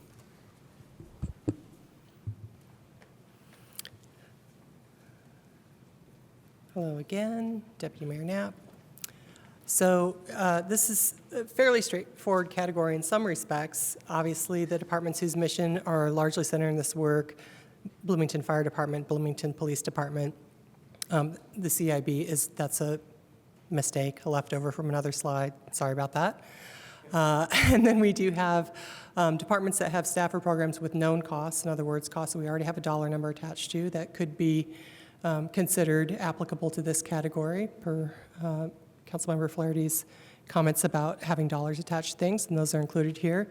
As we saw earlier, the administrative divisions of fire and police aren't included here. I did include in the table of expenses in this category some parks expenses that are actually ARPA dollars, but I included them because I thought it was important for our community to understand that there are significant expenses spent on public safety, and we've been able to use ARPA money for that and will for a while longer. And when the ARPA money is gone, the question of how we fund all of the things that we've been funding internally and externally with ARPA funding, and whether we can do that at all, is of course yet to be determined. The categories that we created here cover a broad range. Both of our police and fire departments do all kinds of work that is both incident response, but also a lot of public outreach. What we consider alternative response, we can define that in different ways. Is that always only unarmed response? Thinking of some conversations I've had recently, or could it include MIH, for example, our Mobile Integrated Health Unit? So there are questions about, of course, about how we categorize all of these expenses and what we hope to see there. So I do think we have some, as we go into allocating costs, and many of the costs that we have are people costs, and that's why it can feel a little tedious to have to split things across different programs and make these hair-splitting decisions about, is a prevention program for domestic violence, for example, do we consider that public safety, or is that community health, or some other category? So I think we'll have some robust conversations about that, what we consider fits into this category under prevention, or whether we want to see that somewhere else. Where we put administrative costs, our consultants will also have advice on that. And we do have some questions too about actual spending. We have some annual grant money that we give out for CFRD, for example, gives out violence prevention grants. And we know the total number of that at the beginning of a year, but we don't know who yet we will award it to. And so there may be some category, some grants in there that we wouldn't think would necessarily fit into one category or another. So there's some decisions to make there. And of course, the ever-present question of how in our limited time that we have, or however much time we give ourselves to present, how do we present all of these different programs without having 40 people up here talking to you every night? Or maybe we do that. Questions? Thank you. Any questions? I see Councilmember Rallo. You're the first. Okay. Pressure's on. Great. I like that presentation. Maybe this is a bit tangential, but my question is about you know, we fell behind on public safety. Now we're catching up. Much gratitude for that. But with an aim of concurrency that is keeping pace, or even having infrastructure and services in place, anticipating new development. So say Summit, big development, 4,250 units. We're already lacking a fire station on Tap Road. Will our priority be to put that infrastructure in place before the build-out occurs significantly? Is that part of the, you know, sort of the grander vision of public safety? Let's keep pace or even anticipate, be proactive. That is a great question. That is a deep question. I don't have a great preformed answer for that. I think our chiefs have probably been working on those issues, or their departments have been working on it for much longer than I've been in office, and would know more about the kind of historic planning that's taken place for that. As you know, SEA 1 has thrown a monkey wrench into everything. So plans that we've made in the past that were going to work, they may still work in the future. We'll find out. But I think those are great questions to ask, and we do need to consider them while we're also looking at how can we actually fund all of the pieces of making those neighborhoods happen, all of the roads and infrastructure, as well as the public safety that they will need support for. Okay, thank you. And I'm sure Chief Kerr will have maybe something to add, so thank you for that. Additional questions for the presentation of the public safety priority area? Seeing none, we can go to public comment on this priority area as presented by the Deputy Mayor. Seeing no one in chambers, anyone online indicating? No. Okay, thank you. Back to council for any comments on this priority area. Councilmember Piedmont Smith.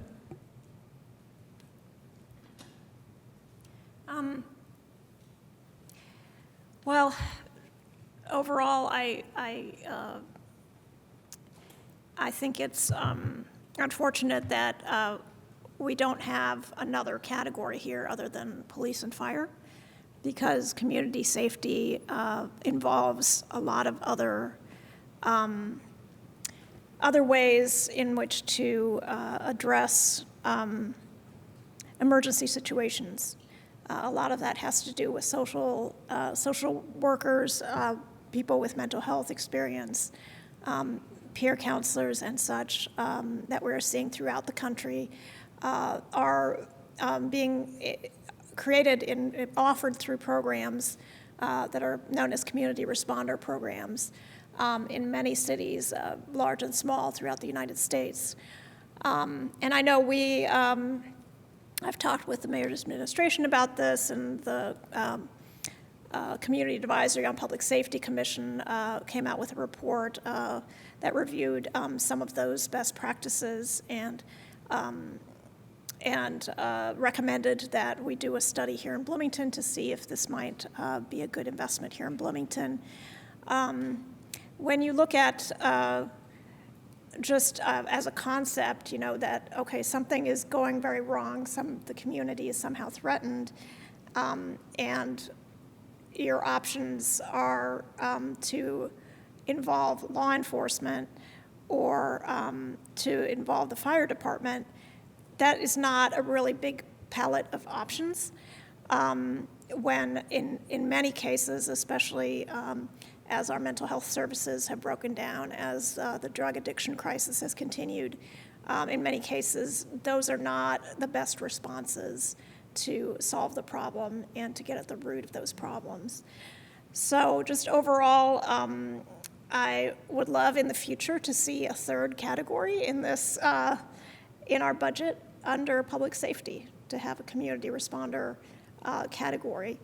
That is not under the police. I know we have social workers under the police, and we'll talk about that. But I feel strongly we need to move in that direction.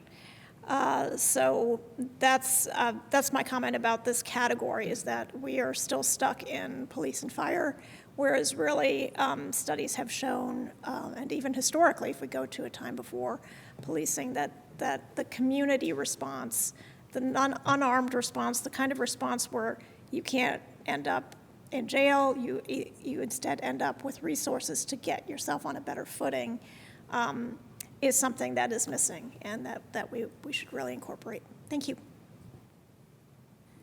Thank you. Other comments from council members on the public safety priority area?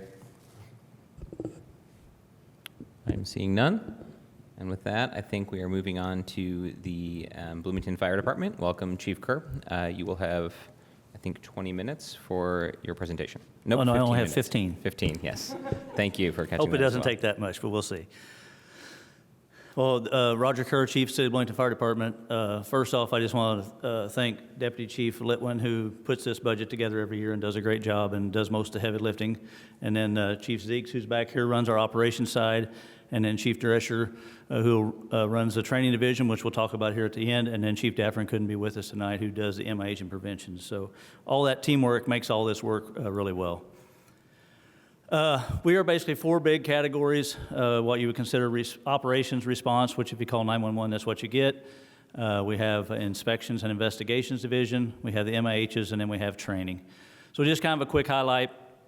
As you know, most of our cost is driven by personnel. Our budget basically is flat other than the collective bargaining agreement, which was agreed upon last year, and it was in the second year of its agreement, so then we'll work on that next year. But 911 calls in 2023 were 5,961, and you can see in 2024 that went up 8.2%.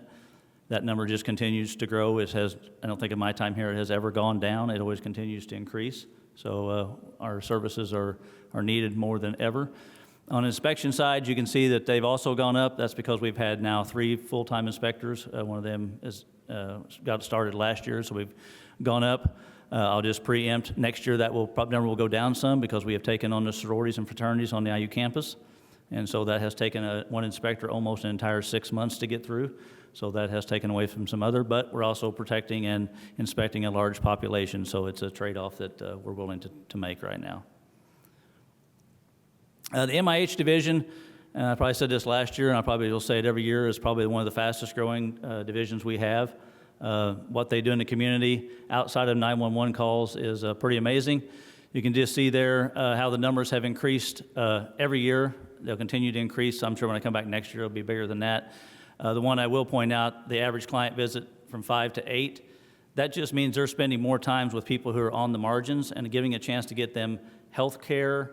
They've gotten people Social Security cards, they've got ramps built, they've got wheelchairs, that kind of stuff that just takes time when you have client interaction. So they're spending a lot of time with clients, which means that keeps them from calling 911, keeps them from in their houses, keeps them ability to get the medical care they need. They've started telemedicine, which means they don't have to go to the doctor. They can actually go, we can go to them, the doctor can log on and basically have a visit with them without them having to leave the house. They've started a permanent car seat fitting station now here, and we're the only one in Monroe County, so if you have somebody who needs a car seat, they can come to us and we can help them. That's all grant funded, so the car seats are grant funded. So it's pretty amazing what they've been accomplished in just the last 3 years. I wanted to bring this up because we've talked about the collective bargaining agreement and what did it do? Well, I think this is exactly what we hoped it would do, and it did what we wanted it to do. As you can see, in 2023, when we ran a process, we had 141 total applicants. In 2024, when we were a long way behind, that number was way down to 87. We just completed the process that had 272 applicants start. We've hired, as it says there, on September the 15th, when we swear in the 2 individuals, we will be fully staffed for the first time in a long time. And that is because of what you helped us do, which was pass that collective bargaining agreement and make us very competitive so that we can be fully staffed, like I said, for the first time in a while. As you can see there, capital projects, that's a lot of big stuff going on right now. Station 3, which is up on the IU campus, is just about complete. They're finishing up some minor stuff. They still got some grading to do outside, but predominantly it is ready to go. We'll be moving back into that here hopefully shortly by the end of September. And the Operations and Training Center, which is south of town, you'll see now there's a big hole in the ground. We've got that started, and we're pretty excited about getting that up and going. That'll give us a lot more space to store equipment, store some reserve apparatus, and just give us a lot more room to train. They can do the training in the classroom and literally walk right down the hill to the training tower and put that practice into use, not have to get in a car, drive across town, pack up their gear and that stuff's a lot more efficient. And then lastly, I'll bring this up, I think Councilmember Rallo brought this up on the first night about how do we collaborate with other agencies. For the first time this spring, we did a joint recruit academy with Monroe Fire Protection District. So they had a hiring group and we had one, and we got together and they all went through recruit academy together. So we supplied, and you can see in that video, there's instructors from Monroe Fire, there's instructors from Bloomington Fire. We housed it. They helped us with all the logistics and all that. So it basically was a joint academy. First time it's happened, it was a huge success. I imagine we'll be doing a lot more. Such so that Ivy Tech was a part of this as well. So everybody who went through that academy got credits from Ivy Tech for class work. And they got recognized at the state level for this cooperation amongst these three, and got an award for Ivy Tech at the state level for this academy. And I think pretty much this is the model that a lot of people would like to use. So I think with that, I will take any questions you might have. Thank you for your presentation. Questions from council members? Councilmember Rallo. Thank you, Chief. So one question I have is, you got more calls, 911 calls. How is response time? Are you able to meet those? Are you able to maintain your record of response time, which as I recall, memory serves, is quite good? Yes, it's been a little challenging. We're better off now. We've got back down into the new station. That put us back in a better position. We got some equipment back where needed. Now the challenge has been we had to move out of Station 3, so it's kind of hindered some of the recalls up on campus, but we're getting ready to go back. So once we get back there, we'll be back to being able to respond just like as good as we have in the past, yes. Okay, great. And what accounts for that 8% plus number of calls? Is it just across the board, or is it anything in particular that you can? I would say it's across the board, but it's heavily involved on the EMS side. EMS. That has been the fastest growing component. I know we say fire, but the reality of it is we do a lot smaller portion of fire than what we've ever done. We do a large portion of EMS kind of work, which is predominantly where that run volume has picked up is on the EMS side. Okay, and then my last question is about that the Tap Road fire station anticipated for that large development summit. Can you tell us anything about that? Is that on the? We have put working on that. Yeah, we have thoughts and discussions, but as has already been mentioned, Senate Bill 1 has kind of put a lot of that on hold. Just you really don't know what funding is going to be there and where it comes from. Excuse me. Some of it is the horse and the cart type thing. Do you build the station in anticipation of the grow out of the residents, or you wait till the residents get somewhat started halfway through and then build up to meet it? So that's a conversation that I think the administration and the mayor's office and all of us have to have at some point of how do we want to balance this, and then with funding, how do we do it? It used to be that we were anticipating TIF funding to be utilized. That might be part of it. Could be, yes. Okay, thank you very much. Additional council member questions? Councilmember Stassberg. Thank you. Last year, with state law changes, the fire department decided that they wanted to do the Fire Merit Commission. Yes. And I just want to know how that's going. It took a while to get it going. Finding commissioners was a little bit harder than we anticipated, but we do. We have found enough that we have one vacancy, so we do end up have a quorum. They have done their first official act, which was certified those two hirees that will be coming on in September. They took care of all that hiring process, so it is up and running. Seems to be working really well, and the union and us are happy with the way it's going, so we're glad that we got it accomplished.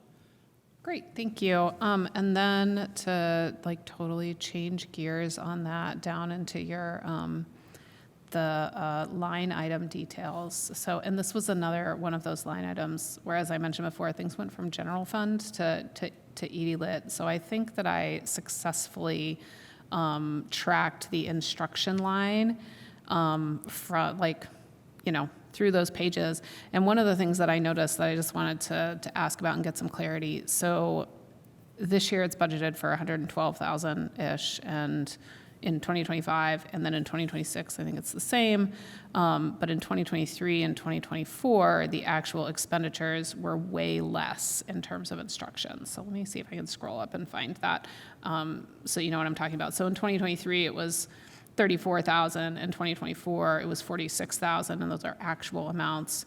Oh, and actually then it was budgeted $97,000 this year, and then even more next year. So I guess I'm kind of wondering, in terms of, like, not that I think instruction is not important, I think it's like super important, but if we have kind of a history of not spending that much, like, have we spent or do we plan to spend that $97,000 that was allocated in 2025?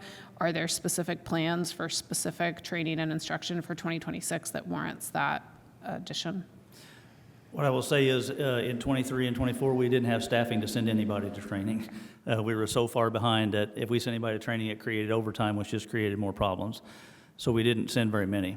The other side of that equation is our department now, off the cuff, at the top of my head, is probably about 60% or 65% less than 5 years. So all those individuals, the more training we can get them, which we have sent a lot already this year, and so we continue to send because our staffing allows it now, off to training at other places so that they can get some of the, they can't get the experience per se, but they can sure get a lot of training before they have to have that experience. So our hope is we spend every dollar of that on getting these people up, because at some point the department's going to be extremely young, especially on officer side and stuff. So this is our goal, is to use that money to get as much training as we can so that they can be ready to take those roles as the department ages out. Great, thank you very much. Additional council member questions? Councilmember Piedmont Smith. Yes, thank you, Chief Kerr. I was also looking at the budget sheets, and it looks like there's quite a bit more budgeted for overtime. Could you speak to the overtime pay needed? Well, historically, we have had to have it. With us being fully staffed, we hope we don't. But as we go through, you never know what happens. People get sick, people get hurt. So that's in there in case we have to have it. Also, you have to understand, in that overtime budget, firefighters earn a certain amount of that through FLSA because of the number of hours they work. So that overtime comes out of that money automatically. So it's not just extra hours worked, it's some of their just salary comes out of there as well. Because they work, one cycle they work 96, which they don't get any, but the next 2 cycles they work 120, they automatically get overtime by just being on duty. And so some of that money comes out of that overtime budget. Oh, okay, because of how they're scheduled. Because of how they're scheduled, yes. Okay, thank you. Mm-hmm. Additional questions? Councilmember Ruff. Thank you, Chief Kerr. You mentioned earlier an increase in services provided to Indiana University relative to recent years. Has there been any commensurate deal where the university makes contributions in some way or shape or form to offset the demand, the increased demands on staff time? We have a long-standing agreement with them that they pay the salaries of everybody at Station 3, and that's continued ongoing. And so that, I think just last year we had a meeting, and we anticipate that ongoing. It's probably a conversation we have to have, especially with the inspectors having to spend some more time there. But right now, we don't have they're doing what they've always done in the past. I don't know if we haven't had that conversation about going in the future with extra services needed. Okay, thank you. Additional questions? I had one about a shift, a reduction in the amount of the fire department budget that's coming from the general fund, and a corollary increase in the PS Lit funding. So it's about 1.7, 1.8 million reduction in general. That looks like it's kind of mostly just migrated to PS Lit instead. A, I wanted to just confirm, is that accurate, is my interpretation of the budget book? And then B, wanted to ask about any rationale or, what changed in the overall PS Lit funding umbrella that enabled that? Did other things have to shift? Yeah, a bit more about it. Thank you. Yes, you are correct. We moved, we kept all of the salaries in the general fund, and we moved the other just administrative expenses into PS Lit, because PS Lit wasn't being utilized fully, and we thought it was a better use of that dedicated funding source that can only be used for police and fire to start paying for some of those police and fire expenses in the next couple of years. It takes a little bit of the burden out of the general fund. We're completely aware that Lit is going away. There's a lot to talk about with the new lit structure, especially for fire, with the new lit rate coming that can be approved by the county. There's a lot to talk about, but for at least the next 2 years, we think that it makes more sense to put those administrative fire and police expenses into the public safety fund and use that funding that is coming in every year. Thank you. And so the PS Lit was, I think, adopted slightly prior to my service, so 2 terms ago, essentially, mayoral and council terms.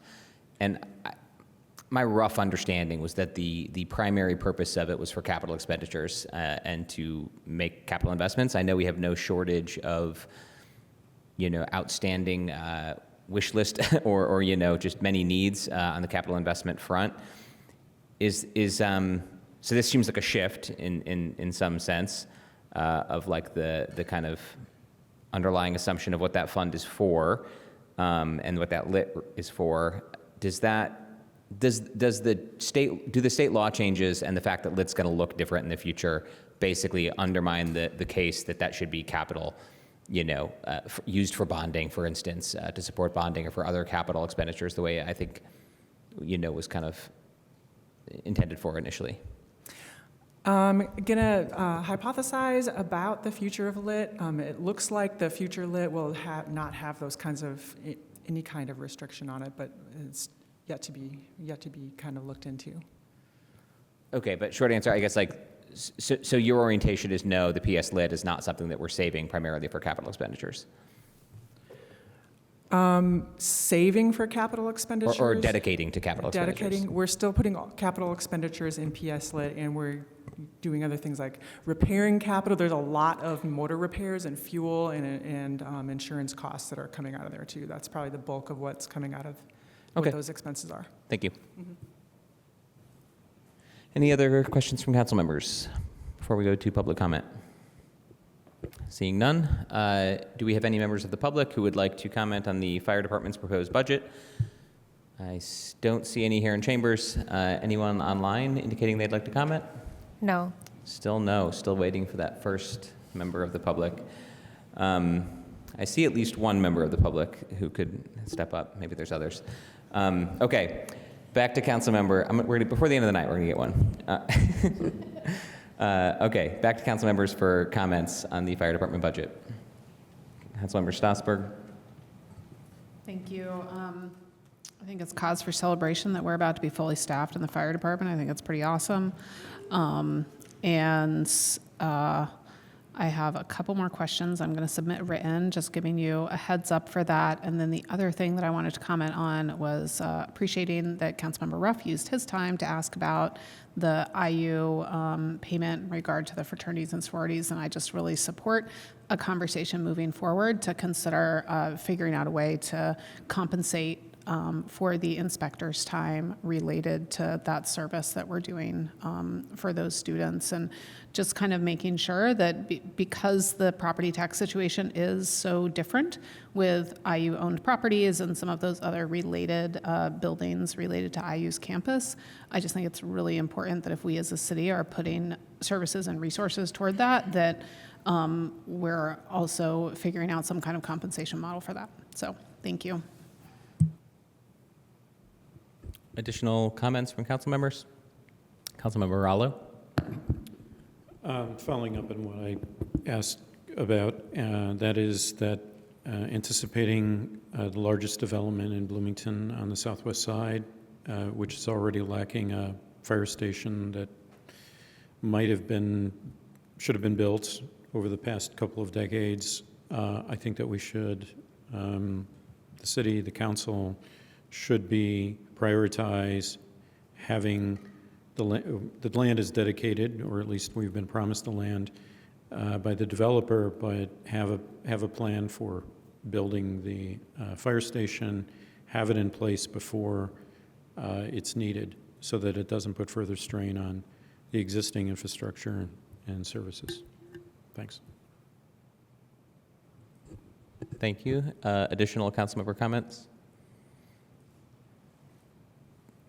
I am not seeing any. Okay. Thank you very much, Chief Kerr and members of the fire department. We are on to our last presentation of the evening, which is the police department and dispatch. I believe Chief Dekoff is presenting, and we have 20 minutes allotted for this presentation. Good evening, council members. My name is Mike Dekoff. I'm the chief of the Bloomington Police Department, and I appreciate the opportunity to present my budget request.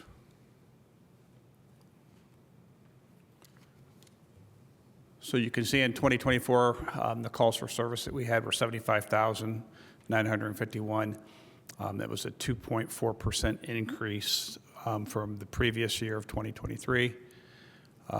2024 wins, violent crime decreased by 24%, and our community engagement increased by 40%. The biggest decrease in violent crime was in the area of assaults and domestic battery. There was increases in child abuse and neglect. However, I will point out that our agency has 4 detectives that are part of the Internet Crimes Against Children Task Force that's operated by the Indiana State Police. In 2024, we were awarded the Affiliate of the Year for our investigation and our assistance with other regional law enforcement agencies in the investigation of crimes against children. We also were recognized this year as an outstanding agency for the continuation of that work. Our community engagement, there's multitudes of things we do. National Night Out is one. We just had that. I thank all of you for your participation in that and showing up. We participate and do drug take-back programs. Pack the Cruiser, which is a food drive, food collection drive that we participate in. We have our resident police academy where we have citizens attend a 10-week session where we go over all aspects of the department, just answering questions for them. Our teen academy is for younger people who are interested in possibly a career in law enforcement. We do car seat fittings and installations, and something new that we're doing is a bike index program where we're trying to register bicycles since we have a pretty big bike theft problem in our community. Some more information on calls for service. You can see in 2019, it dipped in the COVID years and has increased ever since then. This is a comparison from January to June 30 from 23, 24, and 25. What is really interesting here is 25, we've already seen a 23.9% increase in that 6-month period over our calls for service from 24. Spent a little bit of time on recruiting and retention. Again, we very much appreciate you supporting the increases in salaries for sworn police officers. We had a hiring process earlier this year where we had the largest group of people that we had ever hired, and that was 11. Of that 11, 6 of those people were certified.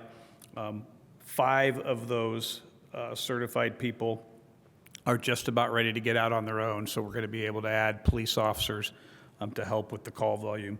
The other 5 that are not certified start the academy at the beginning of September. They will be done at the end of September, and then they will start their field training program. We have many partnerships with different social service providers in the community. Our DROs, our social workers, our outreach workers work with 41 different service providers in our community. That makes a huge impact in the people that we're able to work with, serve, and make sure that we get services for. Here's some statistics on some of the outreach things that we do. The outreach statistics in the lower left corner, those are statistics from 2 people that we have hired that work for Centerstone, and they help us walk around downtown and along the B-line and identify people that they believe might need services. They usually start from our substation at the B-line, walk north to the downtown area and Kirkwood area, and they work with providers to provide those who need services with those services. I want to highlight one that they did earlier this year. Well, it started last year and continued into this year. There was a person that they were dealing with that was service and housing resistant, which means they did not want any kind of help. They continued to work with this person. The person started accepting services and eventually housing. And so that, in and of itself, they continue to follow up with that individual to make sure that they're connected to the services that they need so that they can stay on course to keep housing and those important mental health services that they need. So that's just one example that they've done. They've done many other. I will tell you that the statistics on the right are from our social workers. Much of 24 was accomplished with only 2 social workers for the bulk of the year. As you are aware, we have been struggling to hire the 4th social worker for dispatch. We were able to do that just a couple of weeks ago, so hopefully that program will be moving forward once they complete the bulk of their training. Stride, there's been a lot of talk about Stride. In 2024, BPD diverted 122 people to this alternative response agency. We are currently, the city is working with them on a marketing plan that Cook Incorporated is very active in. Also, Cook helped kind of start the ball rolling for the discussions for this program to start. They are still involved in that, and we very much appreciate that.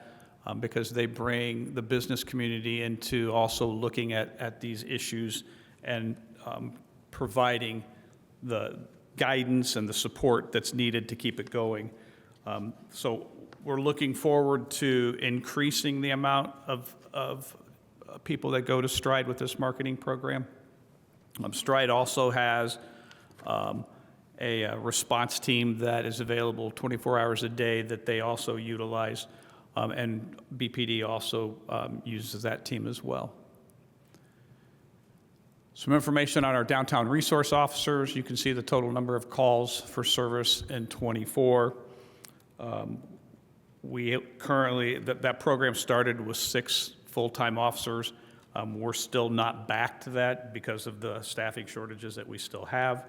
But we have 3 full-time people and 3 part-time people, along with a sergeant that oversees that unit. Something new in the 26 budget is funding for a reunification fund.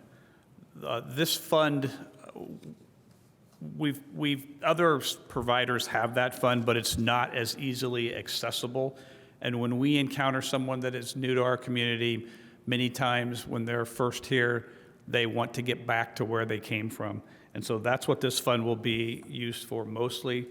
We will also be using it for people who might need work-related equipment to help them get jobs, such as safety goggles or work boots or something like that. But there's money in the 26 budget so that we can help people get back to their own communities where they have support services and kind of that network to help them succeed. Talk a little bit about emergency response and investigations. You'll see the 4 categories that are on this slide. Our weapons calls have been down the last couple of years, but we still have them. There have been a couple of high-profile incidents that have happened more recently on the B line. We were able to make arrests in all of those where weapons were used. But part of this is based on the forensic investigations that we are doing on weapons that we recover. We utilize resources that run tests on these firearms that help link them to other crimes, not only locally but around the state. And that has helped us better to be able to charge people with weapons offenses and get convictions, which is, I think, a big component of why we have seen fewer gun calls. The drug situation, we still continue to have overdoses. We still continue to have dealers that prey on vulnerable people, and so we are focusing on dealers that do that. We've had several cases where we have arrested people for dealing resulting in death because of the investigations that we've been doing. We do not take an overdose case just as an overdose case. We also look at those as criminal investigations to see where that person might have gotten those drugs and how we can look to see how we can charge those dealers with providing the drugs that cause those overdoses. Human trafficking is something that we are starting to have more and more of those types of cases. We are partnering with other agencies in the state to investigate those cases because they don't necessarily just stay in one community. They are regional and statewide, and so we are working to make sure that we can put a stop to those types of cases so that those people who are in those situations can be freed from them and go on and live a normal life. I also already mentioned the ICAC cases. We are very active in those types of investigations and frequently are making arrests for child pornography and child sex cases. A little bit of information from our dispatch center. We are currently 14 telecommunicators short. We have a hiring process underway where we're trying to fill some of those positions. We also are in the process of looking for a new manager that oversees the entire unit. We are in the application process right now, and hopefully soon we'll be starting interviews to fill that position.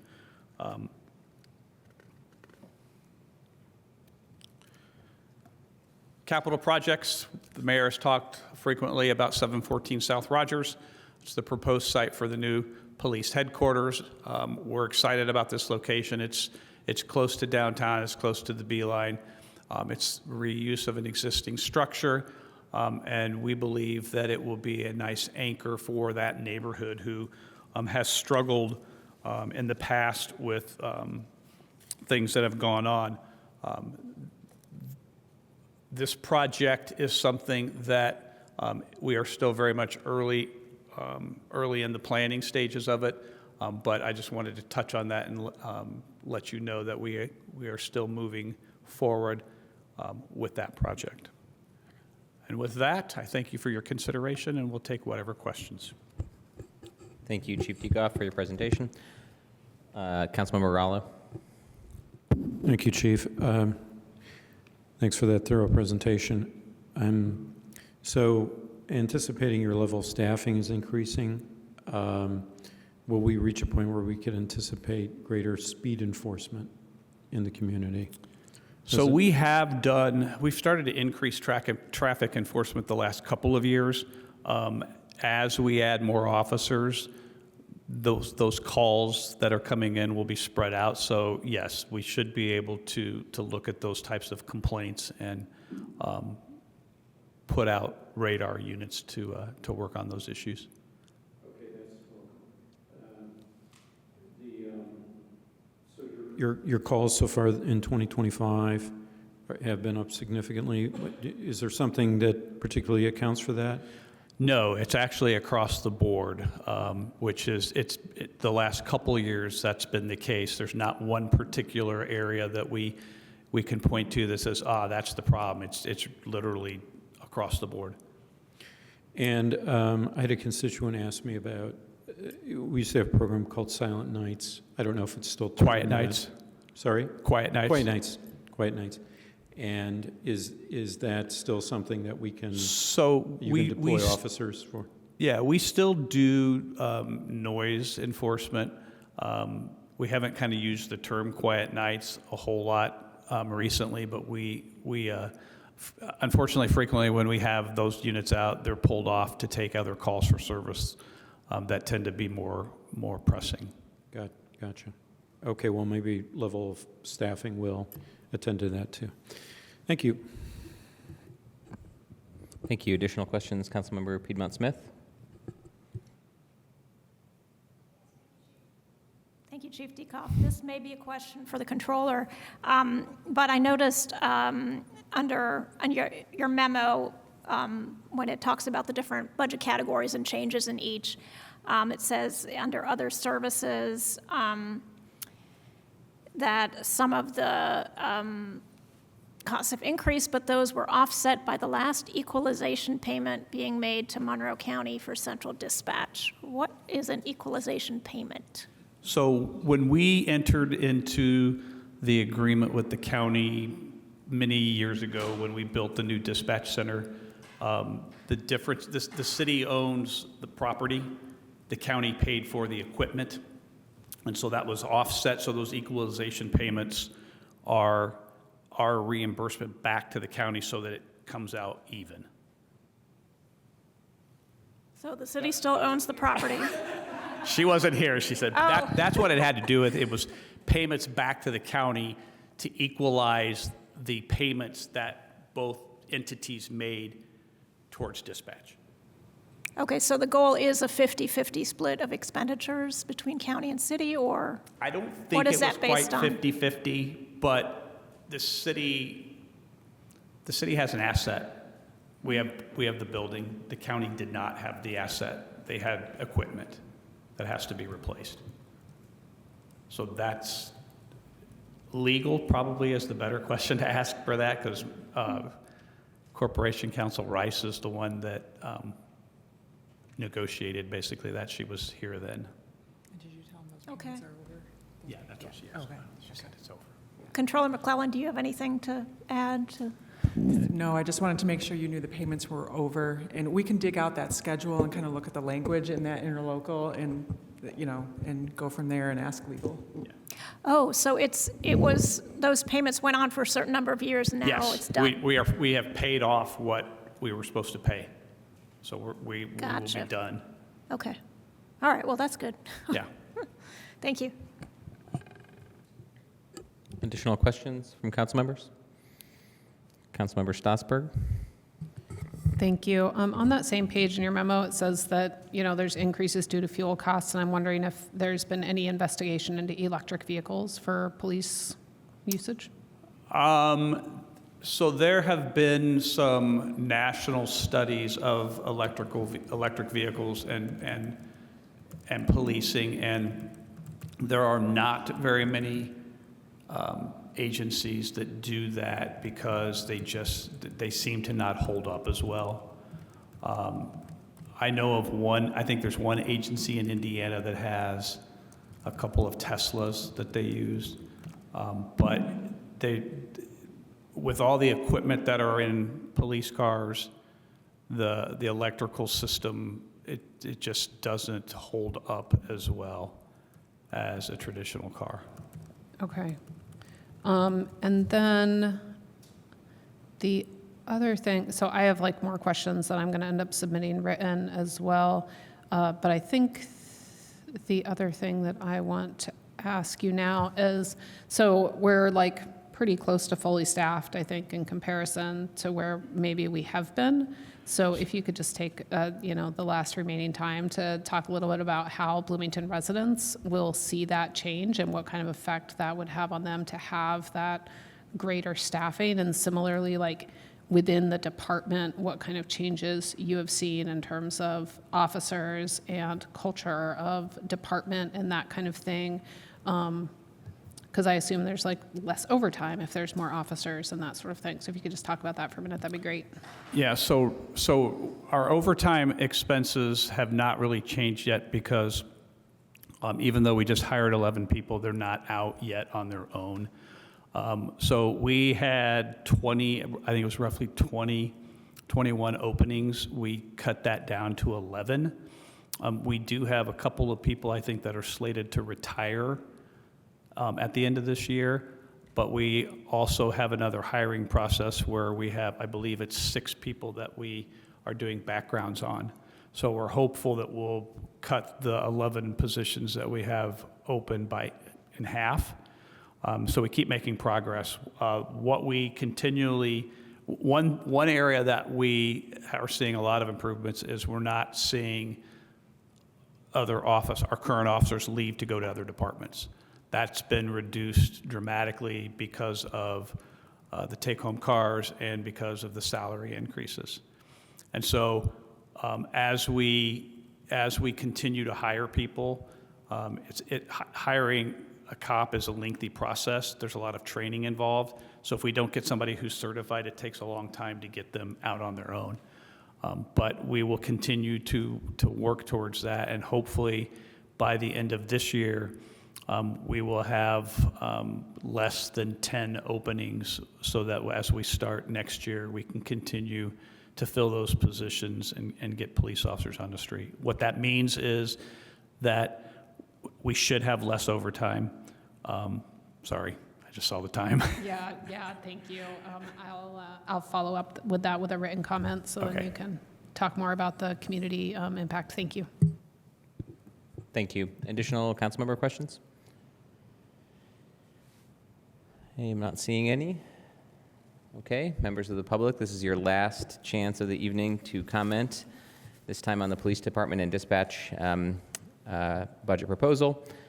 Do we have any takers in chambers or online? Yes, we do have one online. Congratulations and thank you. Please state your name and you will have 2 minutes to comment. Yes, Kevin Keogh. Yeah, I want to discuss cybersecurity and cybercrime. In recent years, unfortunately, police departments, like many organizations, have become increasingly vulnerable to cyber attacks and data breaches. In fact, it's been a little over a year, Monroe County government experienced an intrusion, and it's not really clear how extensive it was. But I know our police department is connected to them. But I know that investigation's ongoing, but we really don't hear much about it as a member of the community. But it seems like some of the data that the police department has would be very valuable to hackers. Personal identifiable information, your case files, your operational plans and some threat assessments, digital evidence, law enforcement databases, and employee data. Plus, as we heard earlier this week, the federal government is kind of reducing their support in this area, which concerns me too. But it seems, why is, a lot of the data the city has is public data. But this data is valuable because of ransomware, and I don't know if that attack was a ransomware attack, identity theft, undermining investigations, disrupting operations, and even espionage, and also public shaming and discrediting, which is unfortunate. So that concerns me, the cyber security, also cyber crime. I know my time's running, this is not much time, but the Blooming Foods incident, I think, is a good example of a cyber crime, the skimming of credit cards. I know the police department was involved in that. I know there was a lot of people who were affected by that incident. It's a crime, and I know you help Blooming Foods, you do the investigation, but all these people who suffered that crime, I don't know if you keep statistics on cyber crimes in Bloomington, because I know it's underreported. I just read an article today where it's $10 trillion a year. And I know my time's up already, so thank you very much. Thank you very much for your comment. I appreciate that. And please do feel free to follow up via email with the council if there's more you wanted to share. Do we have any other members of the public on Zoom who would like to comment this evening? No. Okay, thank you. Seeing none in chambers, we can return to council members for comments on the police and dispatch budget. Councilmember Stossberg. I'll just quickly say we didn't get to talk about dispatch very much during my questions, but I just find it it is a crisis that we have 14 out of 18 positions open in dispatch and 3 out of 6 supervisors open. That just feels like crisis level to me, and I just wanted to call that out as part of my comment and I know that there's work being done on that. I know that there's been ongoing work being done on that. Since I've been sitting in this seat, it has been being talked about as an issue. And now that our fire is staffed, our police are really, really getting there, I just hope that there's going to be some real attention on dispatch and kind of going back to the the line items in the end that I didn't get a chance to talk about that I will follow up on. It also seems like there's been some cuts to the instructional lines related to dispatch. Those were kind of hard to read and hard to determine.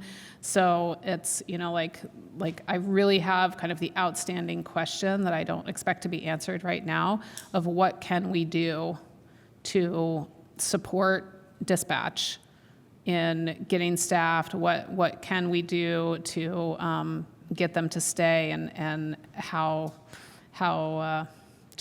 we can do that as a system, because they are just a really, really essential piece of the whole public safety picture. It didn't get much time at the mic today, so that's just why I wanted to call that out. And if any dispatchers are listening, we really, really value you. And if anybody's out there going, oh, that might be an interesting job, look into that, because it's a very essential service that we need. So thank you very much. Thank you. Additional council member comments? Councilmember Piedmont Smith. Yeah, I just wanted to say that some of us here have been mentioning that we will put other questions in the written form, and I wanted to assure the public that those questions and the answer to those questions will be made available to the public on the City Council website. It'll probably be part of the council packet when we actually get the budget legislation. So if you go to the City Council website and click on Meetings and Documents for that upcoming meeting, I think it's September 24th, that's probably where it will be. In any case, it will be available publicly, and if you need any help accessing that, you can contact the council office or any of us here, and we'll be happy to let you know. Just wanted to clarify, because we keep saying, oh, we'll ask that later, and we will, and it'll be public. So thank you. Thank you. Additional comments from council members? I am not seeing any. And that concludes our second night of budget hearings. I think we set a record, and we'll be back at it Monday evening next week, August 25th at 5:30 p.m. here in council chambers. Thank you all for tuning in and presentations this evening. We're adjourned.